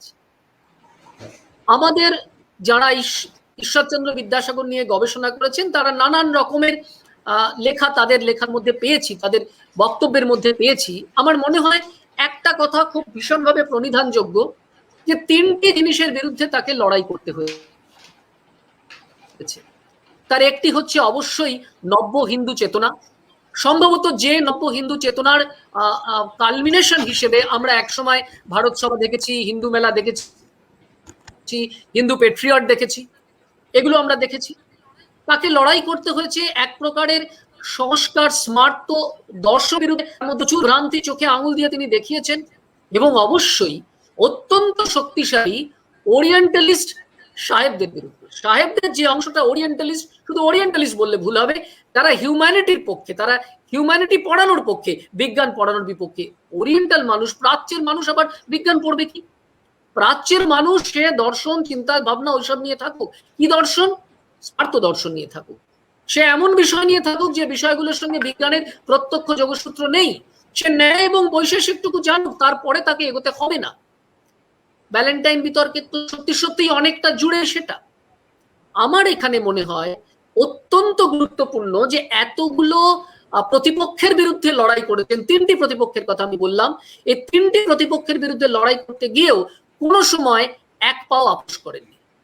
তাহলে কি বিদ্যাসাগর নন কম্প্রোমাইজিং অ্যাপ্রোচে সবসময় মুভ করতে পেরেছেন? আমার মনে হয় তাকেও হয়তো কৌশল নিতে হয়েছিল। ভ্যালেন্টাইন বিতর্কে না গিয়ে, আমি বারবার ভ্যালেন্টাইন বিতর্ক বলছি, আমি ভ্যালেন্টাইন বিতর্কে না গিয়ে একদম অন্য একটি প্রসঙ্গ আপনাদের সামনে উপস্থাপন করতে চাই, আমাদের বিজ্ঞান শিক্ষার সঙ্গে প্রাসঙ্গিক। তাই কি সেটা আমরা অনেক সময় আমাদের মাস্টার ডিগ্রি ক্লাসে বা ওই আমি যখন আন্ডার গ্রাজুয়েটে পড়াই একটু ওপরের দিকে ফাইনাল ইয়ারের ক্লাসে গিয়ে কোনো সাবজেক্ট এরকম পড়াতে হয় যে সাবজেক্টে আমাকে বলতে হয় যে দেখো এই সাবজেক্টটা তোমার ফার্স্ট ইয়ারের সাবজেক্টের মতো নয়, এটা হয়তো অন্য যারা শিক্ষকতা আছেন তাদেরও কোনো পর্যায়ে বলতে হয় এই সাবজেক্ট একটু অন্যরকম। কিরকম অন্যরকম? অন্যরকম মানে এই সাবজেক্টে একটু ওপেন এন্ডেড, মানে এই সাবজেক্টে বইয়ের মধ্যেই সব কথা লেখা থাকবে তা নয়, তোমাকে নিজের বিচার বুদ্ধিও প্রয়োগ করতে হবে। আমি তোমাকে একটা ধরনের কথা হয়তো বললাম, আমি তোমাকে বললাম জিনিসটা এইভাবে ভাঙে কি এইভাবে এরকম হয়, আমরা বিজ্ঞানে আমাদের মেকানিক্যাল ইঞ্জিনিয়ারিং যেমন করে পড়াই, কিন্তু তোমাকে সেটাই গ্রহণ করতে হবে এমন কোনো কথা নেই। অন্য স্কুল অফ থটও আছে, অন্য ভাবনার দিশা আছে, সেই ভাবনার দিশাগুলো সম্পর্কেও তুমি ওয়াকিবহাল হও। এই সাবজেক্টটা তোমাকে এই সুযোগটাই করে দেয়, ওপেন এন্ডেড সাবজেক্ট। আজকের দিনে দাঁড়িয়ে সব বলতে সত্যি খুব ভাল লাগে। ভ্যালেন্টাইন বিতর্কের সবকিছু যদি সরিয়ে রাখি, শুধু এই জায়গাটা যদি আমি তুলে ধরি যেখানে ঈশ্বরচন্দ্র বিদ্যাসাগর বলছেন যে হ্যাঁ ভারতীয় দর্শনের, আমি মনে করি যে বেদান্ত তা সেটা সঠিক নয়, আমি মনে করি যে ন্যায় বৈশেষিক সাংখ্য যোগ ইত্যাদি যা যা আছে সেগুলো সবটাই একেবারে খুব প্রণিধানযোগ্য, পড়া খুব প্রয়োজন, তার নয়, হিন্দুরা মনে করেন এটা এটা তাদের কাছে খুব গুরুত্বপূর্ণ, এটা পড়া দরকার, পড়া হোক, কিন্তু পাশাপাশি সমগুরুত্বে পাশ্চাত্য দর্শনের যা যা যুক্তিবাদী দিক সেগুলো পড়া হোক। যখন ভ্যালেন্টাইন বলছেন যে, দেখুন আবার সেই বিতর্কেই ঢুকে যাচ্ছি, ভ্যালেন্টাইন বলছেন যে এইটা এবং ওইটা পাশাপাশি পড়তে গেলে ছেলেদের গুলিয়ে যাবে, ঈশ্বরচন্দ্র বিদ্যাসাগর বলছেন এটা এবং ওটা পাশাপাশি পড়লে তবেই তার মনের চিন্তার মুক্তি ঘটবে। আজকের দিনে যখন দাঁড়িয়ে ওপেন এন্ডেড সাবজেক্টের কথা বলি, ওপেন এন্ডেড কনসেপ্টের কথা বলি, ক্লোজ লুপ সাবজেক্ট নয়, ক্লোজড এন্ড সাবজেক্ট নয়, বইয়ে যা লেখা আছে তাই চিরসত্য না। ঈশ্বরচন্দ্র বিদ্যাসাগর আজকে থেকে 175 বছর আগে দাঁড়িয়ে প্রায় এইরকমই একটা কথা ভিন্ন ভঙ্গিমায় বলছেন যে না, চিন্তা করার দরকার নেই। ছাত্রদের ওপর, তার নিজের ছাত্রদের ওপর, সংস্কৃত কলেজের ছাত্রদের ওপর কতটা ভরসা থাকলে একজন মানুষ কথা বলতে পারেন, একজন শিক্ষক কথা বলতে পারেন, না দুটোই শিখুক, তারা ভালো মন্দ বুঝে নেবে। আমার মনে হয় এই ওপেননেস, এই ওপেন এন্ডেড চিন্তা চেতনা আমরা বিদ্যাসাগরের কাছে যেভাবে পাই সেটা বোধহয় সচরাচর আমরা অন্য ক্ষেত্রে দেখতে পাই না। বিকাশ বাবুর কাছে আমার একটু জিজ্ঞাসা, আমি কি মাঝখানে একটুখানি গ্যাপ দিলে, মানে একটু প্রসঙ্গ বদল বা আপনার কোনো জিজ্ঞাসা বা ক্লু থাকলে যদি বলেন তাহলে আমি সেদিকটা আলোচনা করতে পারি, যদি আপনি মনে করেন।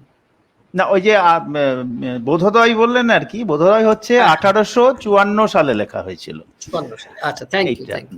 তখন এখানে একটা বিষয় উঠেছিল, তখন নাকি ওই মার্ডকের একটা রিপোর্ট বেরিয়েছিল, জন মার্ডককে দিয়ে ব্রিটিশরা একবার সমীক্ষা করেন আর কি, যে এই বইগুলো কিরকম আছে কিনা, ওই যে বর্ণপরিচয় এবং বোধোদয় এগুলোকে পরীক্ষা করানো হয়, কারণ অভিযোগ ওঠে এগুলো নাকি সব নিরীশ্বরবাদী কথা শেখানো হচ্ছে ইত্যাদি নানা রকম। এবং কারণ ওগুলোতে শব্দে দেখা যাবে যে বর্ণ পরিচয়ের যে বইগুলো আছে সেখানে দেখা যাচ্ছে, ওখানে অভিযোগ ওঠে যে রুডিমেন্টস অফ নলেজ থেকে তো এগুলো নেওয়া হয়েছে, এই আপনার এর থেকে কি বলে ওই ইংরেজের একটা লেখা বই, আমি নামটা কি এখনই মনে করতে পারছি না, ওখান থেকে বইগুলোকে নকল নেওয়া হয়েছিল, তার ভিত্তিতে লেখা, ফলে সেই মূল ইংরেজিতে যা আছে সেখান থেকে কিছু কিছু এডিট করে বাদ দিচ্ছেন বিদ্যাসাগর, এবং সেখানে ঈশ্বরের কথা আছে ইংরেজিতে, আর বাংলাতে যখন তিনি অনুবাদ করছেন সেখানে ঈশ্বরের এই কথাগুলোকে বাদ দিচ্ছেন। মূল কথাটা কি, যে তুমি কখনো মিথ্যা কথা বলিও না, মিথ্যা কথা বলিলে তোমাকে কেউ ভালোবাসিবে না, সমাজে কেউ ভালোবাসবে না, পিতামাতা ভালোবাসবে না। অথচ ওই মূল বইটাতে ছিল যে সেটা তোমার পাপ, এটা ঈশ্বর তোমার কাছে তুমি অপরাধ করবে ইত্যাদি। অর্থাৎ বিদ্যাসাগর যে মূল কথাটা বলছেন, ঈশ্বরের কাছে দায়বদ্ধতা থাকার কথা থেকেও তিনি সমাজের কাছে, পিতার কাছে, এই জায়গাটার উপরে জোর দিচ্ছেন। ঠিক মিশনারিরা ওই জায়গাটাকে ধরলেন যে এইটার মধ্যে দিয়ে নিরীশ্বরবাদ শেখানো হচ্ছে, এবং জন মার্ডকের ওই রিপোর্টে পরিষ্কার উল্লেখ করেছিলেন মার্ডক যে এগুলো সব নিরীশ্বরবাদী চিন্তাভাবনা ছড়ানো হচ্ছে, বইগুলো সব সেকুলারিস্ট দৃষ্টিভঙ্গিতে লেখা, এবং যিনি লিখছেন তিনিও একজন সেকুলারিস্ট। মানে অভিযোগ, এটা অভিযোগ, একটা অভিযোগ ওরা করেছিলেন। অর্থাৎ বিদ্যাসাগর সবসময় আজকে গর্ব করতে পারি, একটা গর্ব করা যায় যে এই সেকুলারিস্ট ভাবনাটা, যে সেকুলার চিন্তা, এই চিন্তাটা বিদ্যাসাগরের মধ্যে কত প্রবল ছিল। আচ্ছা, আমি একটু অন্য প্রসঙ্গে একটু যাই। একটা জিনিস যদিও আমি বলেছিলাম যে আমি কোনো তথ্য দেব না, একটা জিনিস আমার মনে হয় একটুখানি উল্লেখ না করলেই হবে না। আমি জাস্ট একটা ছোট্ট লিস্ট আপনাদের জন্য পড়ছি। এই লিস্টটা মোয়ার সাহেবকে লেখা। ঈশ্বরচন্দ্র যখন মোয়ার সাহেবকে লেখেন যে এই বইগুলো আমাদের চাই, কার চাই? সংস্কৃত কলেজের ছাত্রদের জন্য চাই। আমি আবার বলছি, সংস্কৃত কলেজের ছাত্রদের জন্য চাই। চাইছেন কে? সংস্কৃত ভাষার একজন বিদগ্ধ পণ্ডিত, বাংলা ভাষার একজন বিদগ্ধ পণ্ডিত। শুধু বইগুলোর আমি নামটা উল্লেখ করছি, আর কিছু নয়। বইগুলো কিরকম? ট্রিকোনোমেট্রি বই, কনিক সেকশনের বই, ট্রিকোনোমেট্রি প্রবলেমের বই, মেকানিক্সের বই, হাইড্রোস্ট্যাটিক্সের বই, নিউটনের প্রিন্সিপাল তার এডিশন।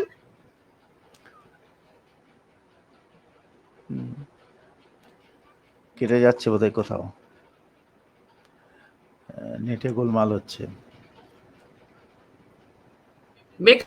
মেকানিক্সের বই, সলিড জিওমেট্রির বই, আরো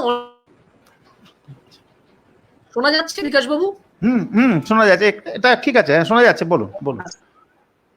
আচ্ছা, তো এইখানে আমার আরেকটা জিনিস মনে হয়, একটা হচ্ছে যে এই যে বইগুলো আছে, ভেবে দেখুন বইগুলো হচ্ছে ট্রিকোনোমেট্রির বই, সলিড জিওমেট্রির বই, বইগুলো হচ্ছে বই, স্ট্যাটিক্স এর বই, ডিনামিক্স এর বই, হাইড্রোস্ট্যাটিক্স এর বই।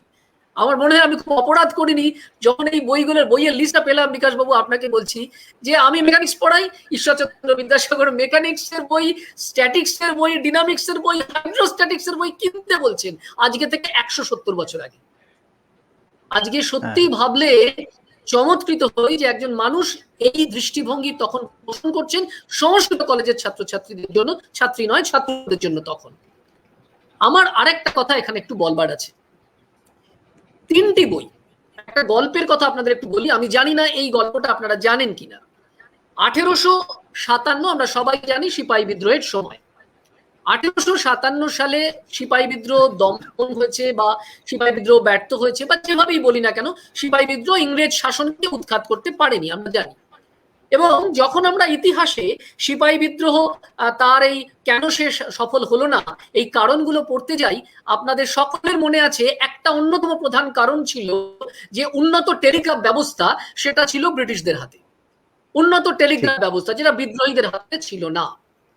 এই টেলিগ্রাফ ব্যবস্থা উইলিয়াম ব্রুক যে টেলিগ্রাফ ব্যবস্থা এখানে এখানে শুরু করেছিলেন, এই টেলিগ্রাফ ব্যবস্থা কিন্তু এগিয়ে নিয়ে গেছিলেন। 1856 সাল থেকে এই টেলিগ্রাফ ব্যবস্থাকে এগিয়ে নিয়ে গেছেন একজন বাঙালি, তার নাম শিবচন্দ্র নন্দী, শিবু নন্দী। তিনি electrical engineer, Shibpur engineering college, আমরা সবাই জানি বহুদিন আগে শিবপুর ইঞ্জিনিয়ারিং কলেজ তৈরি হয়েছে। শিবপুর ইঞ্জিনিয়ারিং কলেজের একজন ইঞ্জিনিয়ার শিবু নন্দী, তিনি ঢাকায়, কলকাতা থেকে ঢাকা পর্যন্ত পদ্মার তলা দিয়ে, ভেবে দেখুন পদ্মার তলা দিয়ে তিনি লাইন নিয়ে গেছিলেন, কিসের? টেলিগ্রাফের লাইন। এবং শুধু তাই নয়, সুদূর পশ্চিম ভারত থেকে ঢাকা পর্যন্ত এক সূত্রে গেঁথেছিলেন শিবু নন্দী। 1856 সালে ঈশ্বরচন্দ্র বিদ্যাসাগরের কাছে মানে টেলিগ্রাফ নিয়ে তখন রীতিমতো রমরমা। 1839 সালে প্রথম কলকাতা থেকে ডায়মন্ড হারবার টেলিগ্রাফে কথোপকথন হয়, ইত্যাদি নানান বিষয়, ইতিহাস আমরা সেদিকে যাচ্ছি না। কিন্তু 1856 সালে ঈশ্বরচন্দ্র বিদ্যাসাগরের কাছে 3টি বই আসে, মানে বইয়ের রেকমেন্ডেশন। ঈশ্বরচন্দ্র বিদ্যাসাগর 1856, খেয়াল করুন 1855 সংস্কৃত কলেজ ছেড়ে দিয়েছেন যদি আমি ভুল না করি, তাই তো? 1855 1856 সালের রেকমেন্ডেশনের জন্য 3টি বই আসে। সেই 3টি বই, তার মধ্যে একটি বইয়ের বিষয়বস্তু হচ্ছে স্টিম ইঞ্জিন, ইংরেজিতে লেখা, একটি বইয়ের বিষয়বস্তু হচ্ছে টেলিগ্রাফ, এবং তৃতীয় বইটির বিষয়বস্তু হচ্ছে ভূগোল, ভারতবর্ষের ভূগোল। 3টি বই ইংরেজিতে লেখা। ঈশ্বরচন্দ্র বিদ্যাসাগর কি মতামত দিলেন? প্রথম বইটিকে বললেন যে লেখার ধরনটি বড় দুর্বল এবং বিষয়বস্তু যাই হোক না কেন, স্টিম ইঞ্জিন বিষয়বস্তু যাই হোক না কেন, ঈশ্বরচন্দ্র বলছেন তাকে যে ভঙ্গিমায় উপস্থাপন করা হয়েছে, যে বিভঙ্গে উপস্থাপন করা হয়েছে, সেটা ঠিক বিজ্ঞান সংস্কৃতি সংজাত নয়, ঠিক বৈজ্ঞানিক নয়, দৃষ্টিভঙ্গিটা বৈজ্ঞানিক নয়, পরম্পরা সেখানে যথাযথ বিশ্লেষণ করা নেই। তৃতীয় বইটি সম্পর্কে বললেন ভারতবর্ষের ভূগোল। এ বইটি ভারতবর্ষের বেদান্ত বা অন্যান্য দর্শনের যে দুর্বলতা, সেই দুর্বলতায় আক্রান্ত। এর মধ্যে অনেকগুলি কথা আছে যা প্রমাণ নিরপেক্ষ, প্রমাণ সাপেক্ষ, এটা প্রমাণ করা যায়নি, মন গড়া কথা। তৃতীয়টি হলো টেলিগ্রাফ। আমি যে টেলিগ্রাফ নিয়ে বলছিলাম, শিবু নন্দী, এখন উত্তর কলকাতায় শিবু নন্দী স্ট্রিট মানে একটি ছোট্ট স্ট্রিট আছে, আমরা কেউ সেটা চিনিও না, শুধু বইয়ের পাতায় পড়েছি যে একটা স্ট্রিট আছে। ওই রকম একজন মানুষ, আমি জানি না এটা শিবু নন্দীর লেখা কিনা, শিবচন্দ্র নন্দীর লেখা কিনা, ইংরেজি লেখা। এই বইটি সম্পর্কে ঈশ্বরচন্দ্রের বক্তব্য হলো যে না, এটিও স্কুল স্তরে বা কলেজ স্তরে ছাত্রদের পাঠ্য হওয়ার যোগ্য নয়। 3টি বই ইংরেজিতে লেখা, যে 3টি বইয়ের সঙ্গে সমসাময়িক ব্রিটিশ সরকারের কিছুটা আশীর্বাদক হাত ছিল, সেই 3টি বই নস্যাৎ করলেন ঈশ্বরচন্দ্র বিদ্যাসাগর। স্কুল পাঠ্য বা কলেজ পাঠ্য হিসেবে এগুলো পড়া যাবে না, কিন্তু সঙ্গে যোগ করলেন সাধারণ মানুষ জ্ঞানার্জনের জন্য তারা যদি পড়তে চান তারা পড়বে।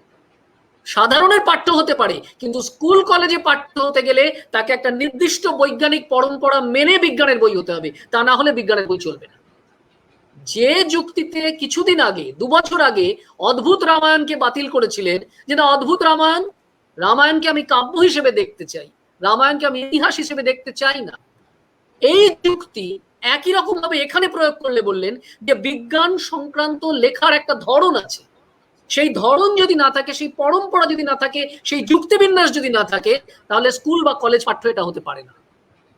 আমার মনে হয় বই সিলেকশন, তিনি তো শুধুমাত্র বিজ্ঞানের প্রচারক এমনটা বললে ভুল হবে। বিজ্ঞান বিষয়ক বইয়ের আমি আগে একটা বললাম যে তিনি মোয়ার সাহেবকে বলছেন এই বইগুলো কোনোটা 3 কপি কোনোটা 4 কপি করে সংস্কৃত কলেজে আসুক। আর এখানে তিনি বলছেন যে না, বিজ্ঞানের প্রকাশিত বই, এই বইগুলি যদি যথাযথ বিজ্ঞানসম্মতভাবে লেখা না হয় তাহলে ভুল ধারণা দেবে, ওগুলোকে নেওয়া যাবে না।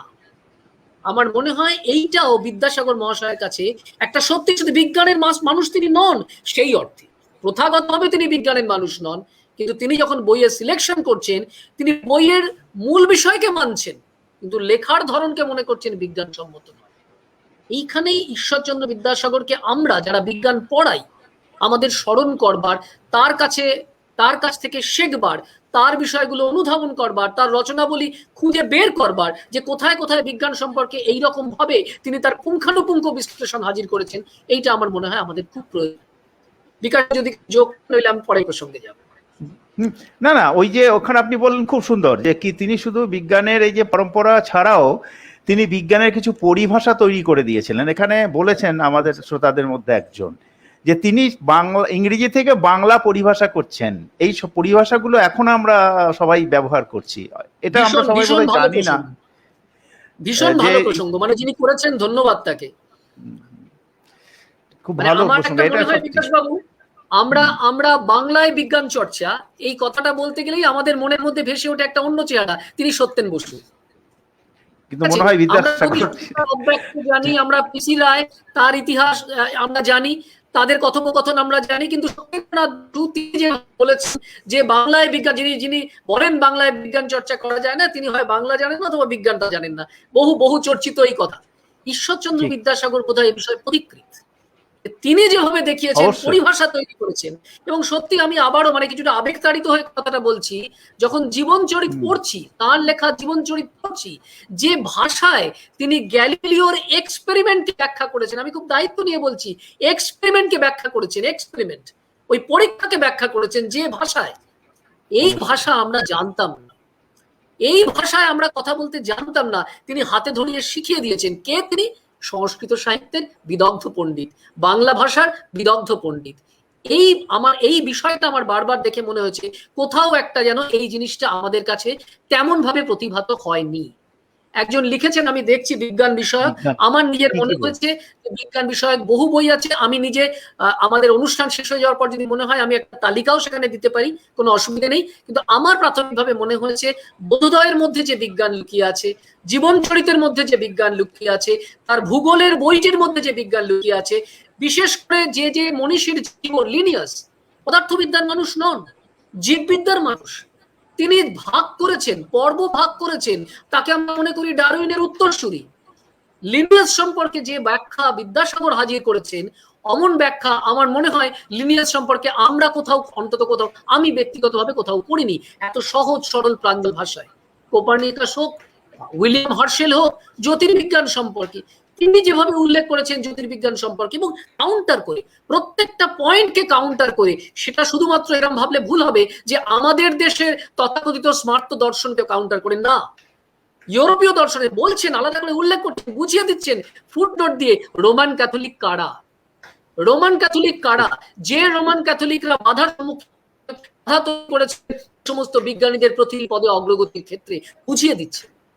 এই যে একটা আপোষহীন লড়াই মানুষটি তার জীবনের শুরু থেকে শেষ পর্যন্ত করেছেন, আমার মনে হয়েছে বিজ্ঞান শিক্ষক হিসেবে এ আমাদের মহত্তম উত্তরাধিকার, যে উত্তরাধিকারকে সবসময় হয়তো আমি আমার দিক থেকে বলতে পারি যথোচিত মর্যাদায় আমরা স্মরণ করি না, যথোচিত মর্যাদায় আমরা চর্চা করি না। আমার মনে হচ্ছে, আমি ব্যক্তিগতভাবে বেশি বলতে পারেন, হয়তো অনেকে করেন, কিন্তু আমার কোথাও একটা মনে হয়েছে আবহের মধ্যে যেন সেটা নেই। আমরা বিদ্যাসাগরকে সমাজ সংস্কারক, দয়ার সাগর, নারী শিক্ষার প্রবর্তক ইত্যাদি সব হিসেবে দেখি, নিশ্চয়ই দেখবো, অবশ্যই দেখব, কিন্তু বিজ্ঞান শিক্ষার ক্ষেত্রে তার যে ভূমিকা, এই ভূমিকাটা কোথাও যেন একটু পেছনে চলে যায়। আমার বারবার মনে হয় এই ভূমিকাটা আরো অনেক বেশি করে সামনে আসা দরকার। আমি আরেকটা প্রসঙ্গে একটু যাই, বিকাশবাবু সময় আছে? বলুন না, বলুন, খুব সুন্দর বলছেন, খুব চমৎকার হচ্ছে, একটা এবং জিনিস দর্শকরাও রিয়াকশন করছে। আচ্ছা, ভালো, ধন্যবাদ। আমি আমার অভিজ্ঞতা একটা কথা বলি। দেখুন, আমি একটি বিশ্ববিদ্যালয়ে পড়াই। প্রত্যেকবার যে বিষয়গুলো পড়াই, প্রত্যেক সেমিস্টার তো হয় আমাদের, সেমিস্টার একটা বছর ঘুরে যায় বা 6 মাস, একটা সাবজেক্ট পড়ালাম। আচ্ছা, সাবজেক্টটা কেমন পড়ালাম, আমার ছাত্র সে বুঝলো কিনা, আমার ছাত্রের অনুভূতি কি হলো, আমি একজন শিক্ষক হিসেবে এটা আমার মনে হয় না যে ওই সিলেবাসটা কভার করা আমার দায়িত্ব। আমার দায়িত্ব, আমার নিজের যদি অনুভূতি বলেন, আমার দায়িত্ব আমার ছাত্রদের উৎসাহিত করে তোলা, যাতে সে নিজে নিজে এই সাবজেক্টটাকে গ্রাস্প করার, অনুধাবন করার, অনুভব করবার, প্রয়োগ করবার, সে যাতে তার যে খিদেটা যাতে তৈরি হয়, সে যাতে নিজে চেষ্টা করতে পারে, নিজে শিখতে পারে, তাকে উৎসাহিত করা, এইটা আমার কাজ বলে, এই আগুনটা জ্বালিয়ে দেওয়া আমার কাজ বলে আমার মনে হয়।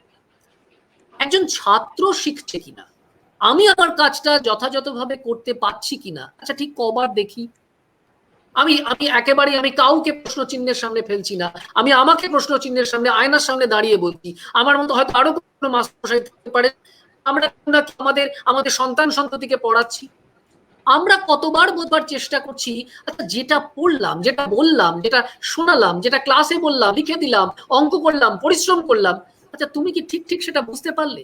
আর যদি বুঝতেই পেরে থাকো, তাহলে এই বোঝা সম্পর্কে, এই অনুভব নিয়ে তোমার ফিডব্যাকটা কি? আজকে পৃথিবীর সমস্ত উন্নত দেশে, সমস্ত উন্নত দেশে, আমাদের দেশেও ক্ষেত্র বিশেষে একটা ফিডব্যাক সিস্টেম চালু আছে। কিসের ফিডব্যাক?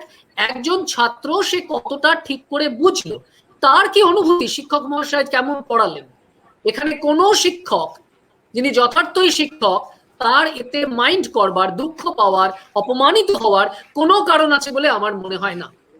আমরা কি করতে পারি? আমি একটা বিশ্ববিদ্যালয়ে পড়াই, আমি খুব দায়িত্ব নিয়ে বলছি, তার জন্য যদি বিশ্ববিদ্যালয় আমাকে কিছু বলে আমি সেটা শুনতে প্রস্তুত, কারণ আমি জানি, আমার অভিজ্ঞতায় আছে যে বেশিরভাগ ক্ষেত্রে একজন ছাত্র কেমন শিখলো এ সম্পর্কে সে আমার কাছে বা কর্তৃপক্ষের কাছে, আমি কেমন তাকে পড়ালাম এ সম্পর্কে আমার কাছে বা কর্তৃপক্ষের কাছে নিজের নাম বলে বা না বলে সে মতামত দেওয়ার সুযোগ তেমন ভাবে পায় না। আমরা এই ফিডব্যাক সিস্টেম যতই মুখে বলি না কেন, তত্ত্বগতভাবে মেনে নিই না কেন, আমরা এই সিস্টেমকে প্রয়োগ করবার ক্ষেত্রে দ্বিধা আছে আমাদের, আমরা প্রয়োগ করি না। আমরা গণতন্ত্রের কথা বলি, কিন্তু একজন ছাত্রের এই গণতান্ত্রিক অধিকারটুকু নিয়ে আমাদের মধ্যে কোথাও যেন সংশয় কাজ করে। অনেক বাস্তব সমস্যা থাকতে পারে, আমি অস্বীকার করছি না, কিন্তু কোথাও একজন ছাত্র এই মাস্টারমশাই, এই দিদিমণি কেমন পড়ালেন এই মতামত দিতে পারবেন, এটা বোধহয় একজন ছাত্রের অধিকারের মধ্যেই পড়ে, এবং শিক্ষার স্বার্থেই সেটা দরকার। বিদ্যাসাগর মহাশয় এই কাজটি করেছেন, আমরা জানি করেছেন, এবং এই কাজটি করেছেন কখন? মেট্রোপলিটন ইনস্টিটিউশন, তার সব প্রতিষ্ঠান মেট্রোপলিটন ইনস্টিটিউশন, সেখানে তিনি এই কাজ করেছেন। 2-3জন ভালো ছাত্রকে বাগানের বাড়িতে নাকি ডেকে নিয়ে যেতেন, এবং সেখানে তাদের কাছে জানতে চাইতেন ওই সাবজেক্টটা কেমন পড়লে, কেমন বুঝলে, এবং শিক্ষক সম্পর্কে ফিডব্যাক। ভিন্নমত থাকতেই পারে, ভিন্নমত কেউ থাকতেই পারেন, কিন্তু আমি আপনাকে বলছি, আজকে আমাদের দেশের শ্রেষ্ঠতম প্রতিষ্ঠানগুলোয়, পৃথিবীর সবচেয়ে ভালো প্রতিষ্ঠানগুলোয় একজন শিক্ষক সম্পর্কে ফিডব্যাক দেওয়ার মেকানিজম কিন্তু আছে, এবং দ্যাট ইজ অ্যানোনিমাস। তাকে নিজের নাম বলে দিতে হয় এমন নয়, নাম না বলে সে দিতে পারে। ঈশ্বরচন্দ্র বিদ্যাসাগর আজকে থেকে 150 বছর আগে এই কাজটা করেছিলেন বলে আমরা বলবো যে ঈশ্বরচন্দ্র বিদ্যাসাগর তিনি অন্যদের উপর খবরদারি করতেন, মাস্টারমশাইদের উপর খবরদারি করতেন? তার বেলা বলবো মাস্টারমশাইদের উপর খবরদারি করতেন, মাস্টারমশাইরা কেমন পড়াচ্ছেন জানবার চেষ্টা করতেন। আর আজকে যখন হার্ভার্ড বিশ্ববিদ্যালয় সেটা করবে, তখন বলবো যে হ্যাঁ, ফিডব্যাক সিস্টেম তো থাকাই উচিত। কোথাও একটা মেলাতে অসুবিধা হয় না?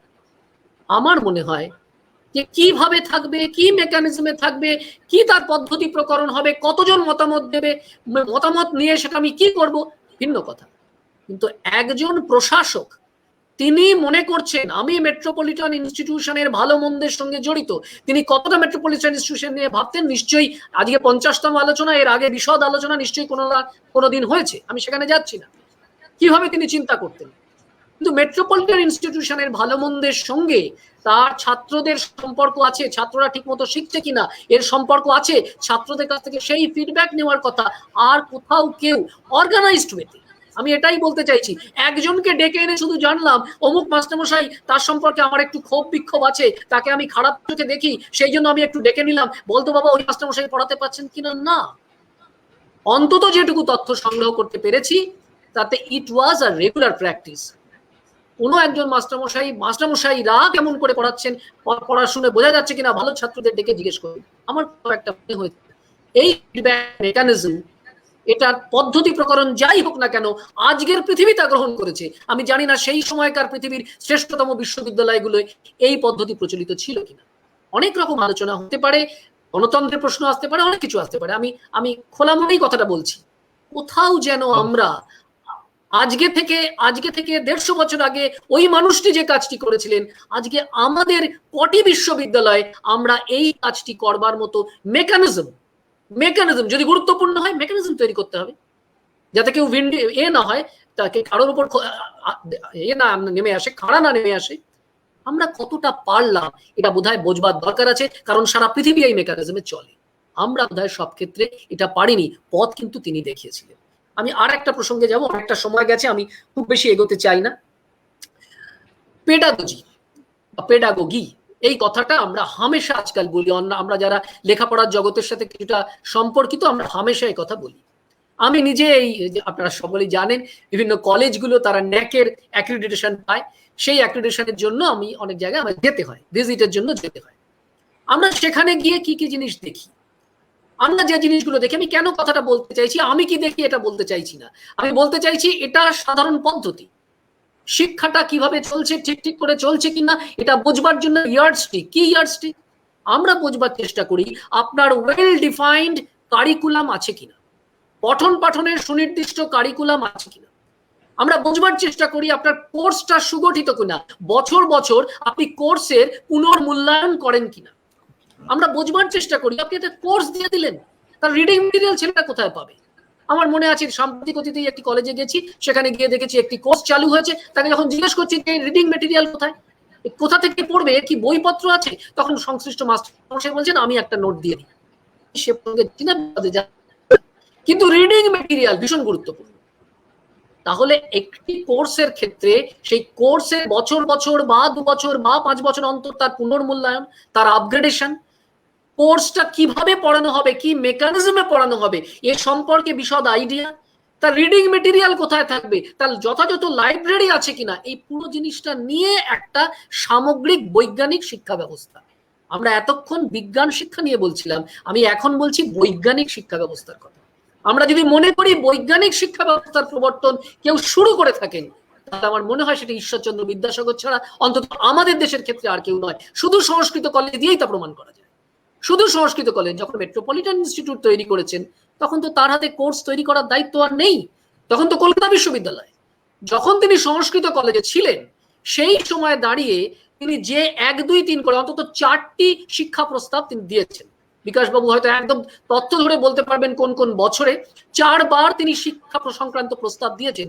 সেই প্রস্তাবের মধ্যে একটি প্রস্তাব আমি একটু বিশদে দেখছিলাম, সেখানে তিনি বলছেন যে প্রথম 2টি বছর তাদের শিখতে হবে মূলত সংস্কৃত ভাষাকে কেন্দ্র করে, মানে মাধ্যম হিসেবে 1/3 হবে ইংরেজি আর 2/3 গুরুত্ব থাকবে সংস্কৃতে অথবা মাতৃভাষায়। পরবর্তী ক্লাসে গিয়ে, ওপর দিকের ক্লাসে গিয়ে, সেখানে গিয়ে বেশি গুরুত্ব থাকবে ইংরেজি মাধ্যমে, কম গুরুত্ব থাকবে এই মাধ্যমে। এটাকে পেডাগজি বলবো না কি বলবো, এটাকে আমি পেডাগজি বলবো না কি বলবো। আমি একটা সাবজেক্টের কন্টেন্টকে ডেলিভারি করতে চাই, শেখাতে চাই। একজন প্রশাসক তিনি বোঝবার চেষ্টা করছেন, মাস্টারমশাই তিনি বোঝবার চেষ্টা করছেন যে কন্টেন্ট যা, কারণ ওপরের দিকের ক্লাসে গিয়ে সে কি পড়বে, ওপরের দিকের ক্লাসে গিয়ে সে পাশ্চাত্য দর্শন পড়বে। পাশ্চাত্য দর্শনের অনুবাদ পড়বার বদলে ইংরেজি সে পড়ে, তার পক্ষে বেশি লাভবান হবে। তাই তিনি ওই কথা বলছেন। বার্কলে সত্যি সত্যি সেই বইটি লিখেছিলেন কিনা, যে বই নিয়ে তার ভ্যালেন্টাইনের সঙ্গে বিতর্ক ছিল, আমি সেসবে যাচ্ছি না। কিন্তু একজন মাস্টারমশাই ক্যাটেগরিক্যালি বলছেন যে প্রথম 2 বছর এই জিনিসটায় গুরুত্ব বেশি দেওয়া হোক, কন্টেন্টে নয় মাধ্যমে, পরের 2 বছরে এই জিনিসটায় গুরুত্ব বেশি দেওয়া পরিকল্পনা করছেন। আর রিডিং মেটেরিয়াল প্রোভাইড করবার জন্যে একটা সংস্কৃত প্রেস তিনি নিজে তৈরি করেছেন। অনেকভাবে তার ব্যাখ্যা হয়েছে, অপব্যাখ্যা করবার তো আমাদের বাংলার জগতে অসুবিধে হয় না, অপব্যাখ্যা প্রচুর এসছে। আমরা সেসব যদি সরিয়ে রাখি, অপব্যাখ্যা সরিয়ে রেখে আজকে যদি আলোচনা করি, একটু একটু করজোড়ে যদি আমরা ভাববার চেষ্টা করি যে একটা মানুষ তার জীবনের 1841 সাল থেকে, সম্ভবত 1841 সাল থেকে মৃত্যু পর্যন্ত একের পর এক বই পাবলিশ করেছেন। 1870 বা 72 সালে এই সংস্কৃত প্রেসের দায়িত্ব বোধহয় ব্রজেন্দ্রনাথ মুখোপাধ্যায়কে দিয়ে দিয়েছেন, তার আগে পর্যন্ত নিজে দায়িত্ব পালন করেছেন। এই সমস্ত বইপত্র যা তিনি নিজে খুঁটিয়ে দেখতেন, যতদূর জানি সোনারপুরে তার একটি প্রেস ছিল, ছাপাখানা ছিল, বাদুর বাগান থেকে সোনারপুর তাকে যাতায়াত করতে হতো। এই রকম পরিশ্রম করে একটি মানুষ কি তৈরি করেছেন? রিডিং মেটেরিয়ালে। আমরা ক্ষেত্র বিশেষে তার ব্যাখ্যা করি, তিনি ব্যবসা করেছেন। সে ব্যাখ্যা কে করবেন, কেমন ভাবে করবেন, সে তিনি করতেই পারেন। কিন্তু এতগুলো রিডিং মেটেরিয়াল তৈরি করা, এবং শুধুমাত্র নিজে তৈরি করেছেন তা নয়, অক্ষয় কুমার দত্তকে দিয়ে তৈরি করিয়েছেন। তাকে বলেছেন, যখন নর্মাল স্কুল তৈরি করেছেন, নর্মাল স্কুলের রিডিং মেটেরিয়াল তৈরির ক্ষেত্রে অক্ষয় কুমার দত্তের বিরাট ভূমিকা। শুধু অক্ষয় কুমার দত্ত নয়, অন্যদের রিডিং মেটেরিয়াল তিনি নিয়েছেন, অন্যদের বলেছেন রিডিং মেটেরিয়াল তৈরি করতে, এবং শুধুমাত্র আমাদের দেশের নয়, বিদেশের জিনিসপত্র সেগুলোকেও তিনি আত্মস্থ করেছেন, নিয়েছেন, ছাত্রদের পড়বার জন্য উন্মুক্ত করেছেন। এত বড় উন্মুক্ত, এত বড় দাস তৈরি করতে পেরেছেন, কজন তৈরি করতে পেরেছেন ওই সময় দাঁড়িয়ে, অতগুলো প্রতিবন্ধকতার মধ্যে দাঁড়িয়ে? আমার মনে হয় আমরা আলোচনা অনেকক্ষণ এগিয়েছি। বিকাশবাবু যদি বলেন, আমি একটু শেষ পর্বের দিকে এগোবো। অলরেডি অনেকক্ষণ সময় হয়েছে, 1 ঘন্টা প্রায় হতে চললো। শেষ পর্বর দিকে এগোবো। আমার একটা পছন্দের, আপনি বিকাশবাবু একদম শুরুতে বলেছিলেন, বিকাশবাবু যদি অন্য কিছু বলা থাকে একটু বলে নিন। আমি কিছু, এটার সঙ্গে আমি একটা যোগ করছি, বর্ণের ওপরে যে ভাবনাটা তার, চিন্তাটা তার, এটার মতো যে পেডাগজির দিকে, এটা একটা বিশাল গুরুত্বপূর্ণ জিনিস। শিশুদের শিক্ষা কিভাবে হবে, এরপরে বর্ণ পরিচয়ের শব্দ চয়ন, ওই সময়ে যে আরো প্রাইমার গুলো ছিল সেখানে যে শব্দ ব্যবহার হতো, বিদ্যাসাগর শিশুদের উপযোগী তখনকার মতো তাদের থেকে কত সরল করে নিয়ে এলেন। এটা একটা পেডাগজির খুব ইম্পর্টেন্ট জিনিস, যে শিশু শিক্ষার ক্ষেত্রে কি ধরনের পেডাগজি। ভীষণ ভালো, ভীষণ ভালো। আমার একটা কথা মনে হয়, আমি জানি না আপনি একমত হবেন কিনা, বর্ণ পরিচয়ের ক্ষেত্রেও মানে যে উদাহরণগুলো অ আ হ্রস্বই দীর্ঘই ক খ এর ক্ষেত্রে যে উদাহরণগুলো দিচ্ছেন, তার প্রত্যেকটি প্রকৃতি থেকে উঠে আসে। আমার এগুলো বর্তমানে অদ্ভুত লেগেছে। মানে বোধোদয় বা বর্ণ পরিচয়, প্রকৃতি যেন মানে ওই বইগুলোর মধ্যে দিয়ে আমাদের চোখের সামনে মূর্ত হয়ে ওঠে। এটাও তো পেডাগজির একটা বিষয়, অতীন্দ্রিয় কোনো বিষয় আমি বলছি না। আমার মনে হয় এইটা ঈশ্বরচন্দ্র বিদ্যাসাগরের অনেক গানের মধ্যে এটাও একটা। আমি শেষ করব, যারা শুনছেন তাদের মতামত, তাদের যদি কোনো প্রশ্ন বা মতামত থাকে, আমি চেষ্টা করব পরেও আমার মতামত জানাতে ফেসবুক বা ইত্যাদি জায়গায়। আমি একটু শেষের দিকে যাওয়ার অনুমতি আপনাদের কাছে চেয়ে নিচ্ছি। আমার একেবারে পছন্দের একটা বিষয় দিয়ে আমি একটু শেষ করতে চাই। এর সঙ্গে চিকিৎসা বিজ্ঞান আছে, এর সঙ্গে চিকিৎসা বিজ্ঞান আছে। অবশ্যই অবশ্যই চিকিৎসা বিজ্ঞানের ক্ষেত্রে আমি তো বলবো, দেবীপ্রসাদ চট্টোপাধ্যায় যেভাবে আমাদের চিকিৎসা বিজ্ঞানকে উন্মুক্ত করেছেন, এবং চিকিৎসা বিজ্ঞানের বিভিন্ন পর্যায়ে, মানে বিশেষ করে আজকে বলছি, আপনি প্রসঙ্গটা তুললেন বলে, প্রফুল্লচন্দ্র রায়, তার 150 বছর, আগস্ট মাসের 2 তারিখে তার সার্ধ শতবর্ষ আমার মনে হয় গেল জন্মের, তাই না? কোথাও বোধহয় একটু আমরা বোধহয় ভুলে যাচ্ছি, জানেন, এটা আক্ষেপের কথা। মানে আমরা কোথাও ভুলে যাচ্ছি সার্ধ শতবর্ষ কার, এমন একজন মানুষ যার হাতে বোধহয় ঈশ্বরচন্দ্র বিদ্যাসাগরের মশালটা তার হাতে স্বাভাবিকভাবে চলে গেছিল। ঠিক আছে, তো তিনি যখন লিখছেন যে একটা সময় আমরা প্রস্তুত ছিলাম, মাঝের একটা সময়, এমন একটা সময় গেছে, ঈশ্বরচন্দ্রকে প্রতিধ্বনিত করে তিনি লিখছেন, যখন আমাদের ভারতীয় সভ্যতা নব্য ন্যায় বা অন্যান্য জিনিসের মধ্যে ছিল, যখন সে ভুলে গেছিল, তার ক্ষমতা ছিল না একটা ডেকার্ট বা একটা নিউটনের জন্ম দেওয়ার। সেই জায়গায় আমাদের আবার যদি পৌঁছতে হয়, তাহলে সত্যি সত্যি আমরা পিসি রায় বা এরকম মানুষজন, আচার্য প্রফুল্লচন্দ্র বা তাদের মতো মানুষজন, তাদেরকে ভুলে গেলে আমরা চলবে কি করে? আমি আমার শেষ পর্বে একটু যাই। চিকিৎসা বিজ্ঞানের প্রশ্নটা নিশ্চয়ই কখনো আরো বিশদে কোনোদিন আলোচনা হবে, সবকিছু একসাথে আর আমার অতটা জানাও নেই, আমি সেখানে ঢুকছি না। আমার নিজের পছন্দের একটা বিষয় দিয়ে আমি একটু শেষ করি। রবীন্দ্রনাথ ঠাকুর, আমরা জানি যে মুক্ত চিন্তা এই বিষয়টা নিয়ে রবীন্দ্রনাথ ঠাকুর তার বিভিন্ন আলাপ আলোচনা, চিন্তা চেতনা, সে কথা আমরা সকলে সম্যক অবহিত। আবু সঈদ আইয়ুব, খুব সাম্প্রতিককালে একটা পড়তে গিয়ে আমার, মানে আমি এসেছিলাম, জিনিসটা মুখোমুখি হয়েছি বলে আমার বলতে ইচ্ছে করলো। আবু সৈয়দ আইয়ুবের নাম আমরা সবাই জানি, বিশিষ্ট গবেষক, এবং রবীন্দ্রনাথ নিয়ে তার বিভিন্ন লেখা আমরা তার জানি, তার আধুনিকতা বা ইত্যাদি বিভিন্ন লেখা, আমি যাচ্ছি না তার বিশদে। আবু সৈয়দ আইয়ুব একটা জায়গায় বলছেন যে রবীন্দ্রনাথ ঠাকুর তার 22 বছর বয়সে, 22 বছর মানে আমি সালটা বিচার করতে বলবো, যে বিদ্যাসাগর তখনও জীবিত, রবীন্দ্রনাথের 22 বছর বয়স, বিদ্যাসাগর তখন জীবিত, এবং যে মানে তখনও মানে বিদ্যাসাগর মানে একেবারে একেবারে বয়সের ভারে নুগ্ধ হয়ে পড়েছেন এমন মোটেই নয়, তখনও তার তিনি যথেষ্ট কাজের মধ্যে। সেই সময় রবি ঠাকুরের প্রথম নাটক, যে নাটকটি নিয়ে রবি ঠাকুর নিজে খুব আবেগ আপ্লুত ছিলেন জীবনের শেষ দিন পর্যন্ত, নাটকটি কি? প্রকৃতির প্রতিশোধ। প্রকৃতির প্রতিশোধ। প্রকৃতির প্রতিশোধ নাটক নিয়ে রবি ঠাকুর বলেছেন যে ওই সময় 22 বছর বয়সে আমি এমন একটা নাটক লিখলাম যে নাটকটার মধ্যে দিয়ে আমার মধ্যে একটা অন্য রকমের চিন্তা স্ফুরিত হলো, তার একটা স্ফুরণ ঘটলো, প্রকৃতির প্রতিশোধ।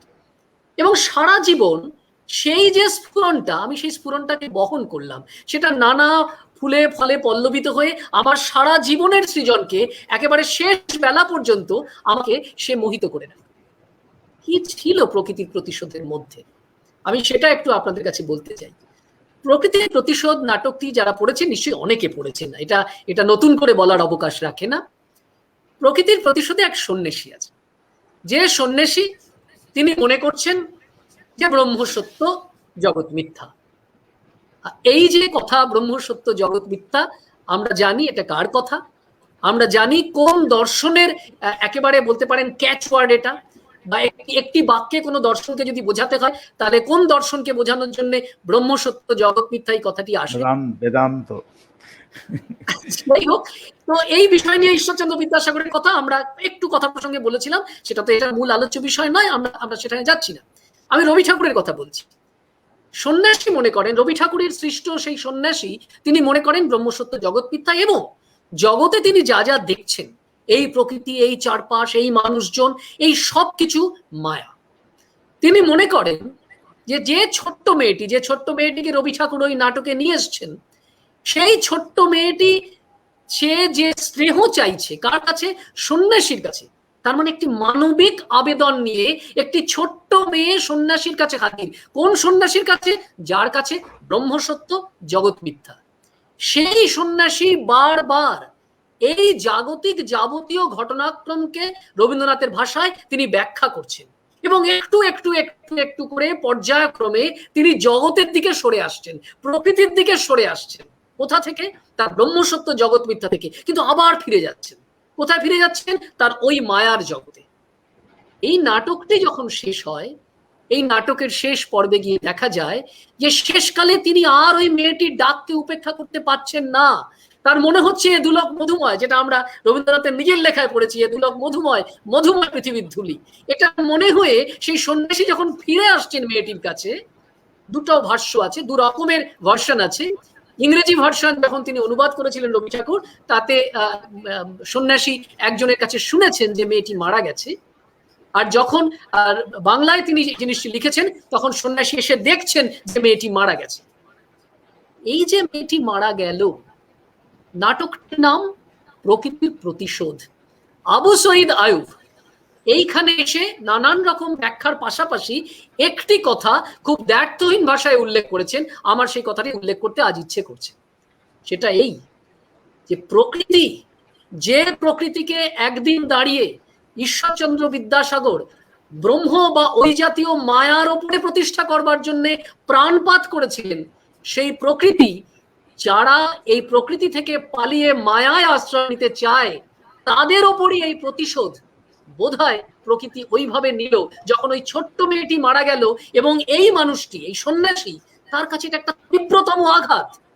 তিনি বুঝলেন যে আমি যাকে অবজ্ঞা করেছি, যে প্রকৃতিকে অবজ্ঞা করেছি, যে সত্যকে অবজ্ঞা করেছি, যে ইন্দ্রিয়জাত সত্যকে অবজ্ঞা করেছি, যে অভিজ্ঞতালব্ধ সত্যকে অবজ্ঞা করেছি, সেই সত্যই বোধহয় আসল সত্য। আমি আজকে এই প্রকৃতির অভিশাপে, আমি আজকে প্রকৃতির অভিশাপের কারণে আমি এই ছোট্ট মেয়েটির সঙ্গে যার ডাকে সাড়া দিতে আমি আসছিলাম, তার সাথে আমার দেখা হলো না। আমার কোথাও একটা মনে হয় ভিন্ন পার্সপেক্টিভ, ভিন্ন, তাদের দর্শন ভিন্ন, সবকিছু আলাদা, কিন্তু কোথাও একটা ওই যে আলোক বর্তিকাটা একজন মানুষ জেলে গেছেন, যার উপরে কম করে অন্তত 4টি প্রবন্ধ লিখেছেন রবীন্দ্রনাথ ঠাকুর, ঈশ্বরচন্দ্র বিদ্যাসাগর, যার উপরে অন্তত 4টি প্রবন্ধ লিখেছেন রবীন্দ্রনাথ ঠাকুর। আমার মনে হয় রবীন্দ্রনাথ ঠাকুর, আচার্য প্রফুল্লচন্দ্র, এরকম আরো অনেক মানুষের চিন্তা চেতনার মধ্যে দিয়ে এই ধারা প্রবহমান। আমরা যদি সত্যি সত্যি সেই মহৎ উত্তরাধিকারকে অর্জন করতে পারি, রক্ষা করতে পারি, বহন করতে পারি, এগিয়ে নিয়ে যেতে পারি, তাহলে এই বিজ্ঞান শিক্ষক হিসেবে বা বিজ্ঞানের সঙ্গে আমাদের যতটুকু যা সংযোগ, যতটুকু যা ভালোবাসা, তার প্রতি যথার্থ মর্যাদা দান করতে পারি। আমার এইটুকুই বলবার।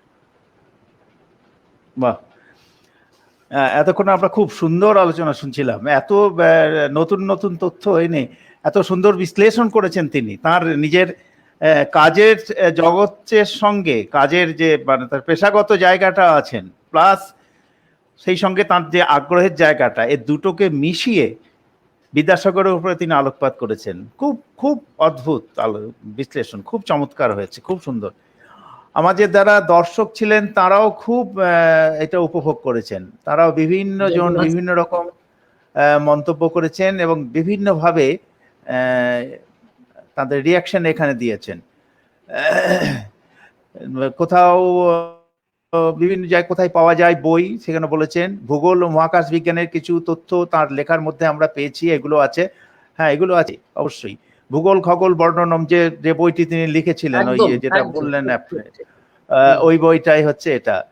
গবেষণা, ছায়াপথ, জ্যোতির্বিদ্যা, দূরবীক্ষণ, দৃষ্টিবিজ্ঞান, এই শব্দগুলিকে তিনি ইংরেজি থেকে বাংলায় তর্জমা করেন। প্রচুর শব্দ তিনি বাংলাতে তিনি তো করেছেন অনেক কিছু। বিকাশবাবু, একটা ছোট্ট কথা আপনি বললেন বলে, মানে দূরবীক্ষণ যন্ত্র, শুধু দূরবীক্ষণ যন্ত্র নিয়েই বোধহয় তার প্রভূত লেখা, প্রভূত বিশ্লেষণ। মানে আমি মানে চমৎকৃত হয়েছি, এরকম সম্ভব? একজন সংস্কৃতের পণ্ডিত, তিনি তার কতটা আগ্রহ থাকলে একটা দূরবীক্ষণ যন্ত্র তা নিয়ে তিনি পাতার পর পাতা লিখেছেন, ব্যাখ্যা করেছেন, বুঝিয়েছেন। আবার তিনি যখন একটা বিদ্যালয়ে গেছিলেন একবার, দক্ষিণবঙ্গের যখন পরিদর্শক হিসাবে একটা স্কুলে পরিদর্শন করতে গেছিলেন, সেখানে দেখাচ্ছেন ভূগোল ভুল শেখানো হচ্ছে, সেখানেও পৃথিবীকে কেন্দ্রে রাখা হয়েছে। সেই পৃথিবীকে কেন্দ্রে আমি একটি নাটকে এটা পড়েছিলাম যে সেখানে পণ্ডিত মশাই বলছেন যে বোধহয় আপনার শহরের দিকে ওরকম পৃথিবী ঘোরে, আমাদের গ্রামের দিকে আমরা সূর্যকেই ঘুরতে দেখি।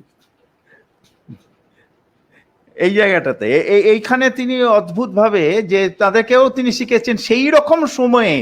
তখনও ক্লাসরুমের মধ্যে অনেক শিক্ষকের মধ্যেও এই ধারণা আছে, সেই রকম সময়ে তিনি এত অগ্রবর্তী ভাবনা যে চিন্তার জায়গায় আছেন, এটা আমাদের কাছে মানে বিস্ময়ের। যেটা আজকে খুব সুন্দরভাবে অভিজিৎ আমাদের সামনে তুলে ধরলেন, অপূর্ব। এবং অনেকেই বলেছেন অপূর্ব। যে একজন, আমরা বললাম চিকিৎসা বিজ্ঞানের কথা যখন আলোচনা হচ্ছিল, তখন জয়ন্ত সেন আমাদের দর্শক, উনি বলেছেন হোমিওপ্যাথি চিকিৎসা। হ্যাঁ, হোমিওপ্যাথি চিকিৎসা, এটা খুব সঠিক। এই হোমিওপ্যাথি চিকিৎসা তিনি নিজে মানুষের যে কঙ্কাল এনে পরীক্ষা করে দেখেছেন ইত্যাদি, এবং দেখতেন তখন তিনি তার আগ্রহ দেখাতেন। আর বিদেশ থেকে প্রচুর বইপত্র আনাতেন, বিশেষ করে হোমিওপ্যাথির ওপরে প্রচুর বই, এক একটা বিষয়ের ওপরে এক একটা বই তার লাইব্রেরিতে পাওয়া গেছে। এবং তিনি নিজেও অনেক সময় হোমিওপ্যাথির চিকিৎসা করেছেন, নিজের উপরে পরীক্ষা করেছেন। এমনও উদাহরণ আছে যে আরশোলা খেয়ে তিনি দেখলেন এটা ঘটলো, তখন তিনি সেটাকে আবার প্রয়োগ করেও দেখলেন। এই যে বৈজ্ঞানিক মনোভাব যেটা বলছিলেন এতক্ষণ আমাদের অভিজিৎ বাবু, যে শুধু তার বিজ্ঞান পড়ানো না, তার নিজের মধ্যেও যে বৈজ্ঞানিক মনোভাব আমাদের মধ্যে এখনো এটা আছে। আমরা হয়তো, আমি একটু অপ্রাসঙ্গিক বলে ফেলছি, যে আমরা অনেকে বিজ্ঞানকে ব্যবহার করে বেঁচে থাকি ঠিক, কিন্তু মনের দিক থেকে এখনো অনেকে বিজ্ঞানী হতে, মানে মনটা সেইভাবে বিজ্ঞান মনস্ক নয়। এটাকে খুব একটা বিকাশবাবু, একটা ছোট্ট তথ্য এখানে প্রসঙ্গক্রমে এলো বলছি।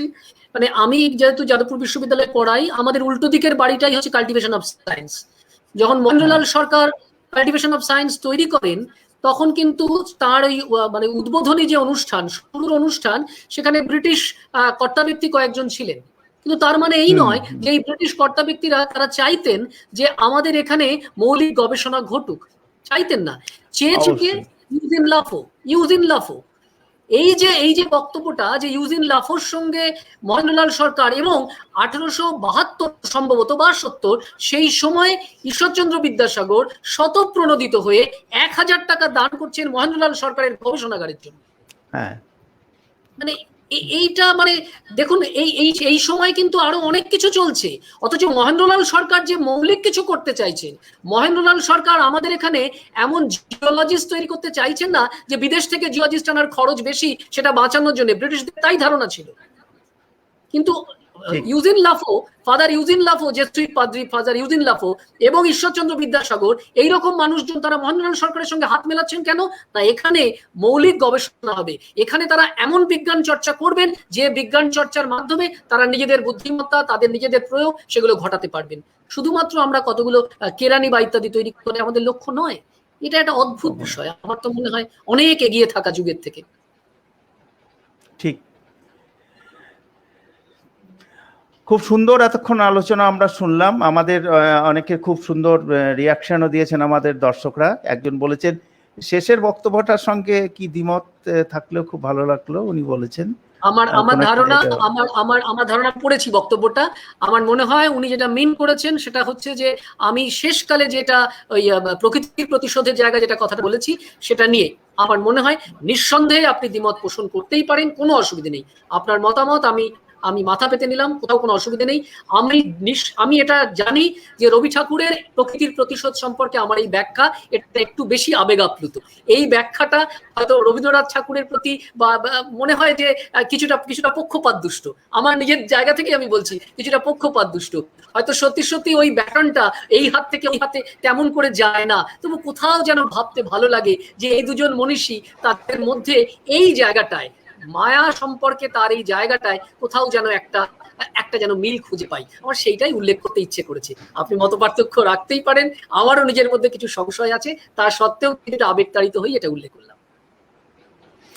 যাই হোক, এতক্ষণ ধরে যে সুন্দর একটি তথ্য সমৃদ্ধ বিশ্লেষণীমূলক বক্তব্য উপস্থাপন করলেন আজকের আলোচক অধ্যাপক অভিজিৎ চন্দ্র, তার জন্য ঈশ্বরচন্দ্র বিদ্যাসাগর দ্বিশত জন্মবর্ষ উদযাপন কমিটি বীরভূমের পক্ষ থেকে তাকে আন্তরিক ধন্যবাদ জানাচ্ছি, অভিনন্দন জানাচ্ছি।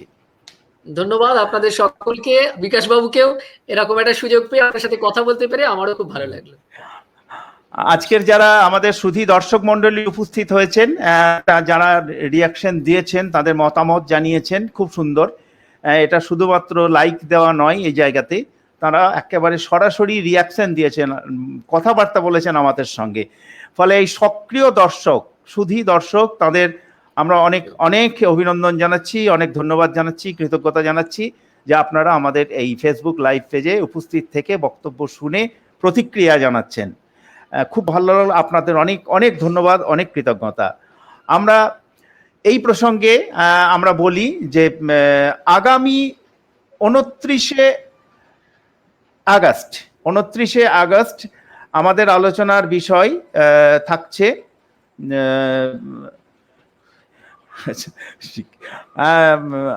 বিষয় থাকছে স্থানীয় প্রেক্ষিতে বিদ্যাসাগর চর্চা, প্রেক্ষিত মেদিনীপুর। অর্থাৎ মেদিনীপুর জেলায় বিদ্যাসাগর চর্চা কিভাবে হয়েছে এইটার উপরে একটি আলোচনা করবেন একেবারে মাটির মানুষ, যিনি মেদিনীপুরে থেকেই, ঘাটাল এলাকায় থেকেই, অর্থাৎ যেখানে বিদ্যাসাগরের যে বাড়ি বীরসিংহ তার এলাকাতেই সে বাড়ি, সেখানেই থেকেই তিনি কাজ করেন, এখনো তিনি এই চর্চার কাজে যুক্ত আছেন সেখানে নানাভাবে। অবসরপ্রাপ্ত শিক্ষক অশোক পাল আলোচনা করবেন। বিষয় স্থানীয় প্রেক্ষিতে বিদ্যাসাগর চর্চা, প্রেক্ষিত মেদিনীপুর বা মেদিনীপুর জেলায় বিদ্যাসাগর চর্চা, এই আলোচনা হবে।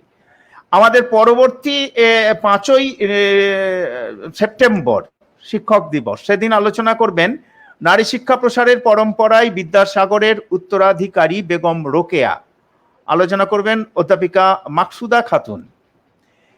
এরপর আমাদের 12ই সেপ্টেম্বর আলোচনা আছে পরবর্তী রবিবার, বাংলা বর্ণ সংস্কার, বর্ণ বিন্যাস ও বিদ্যাসাগর।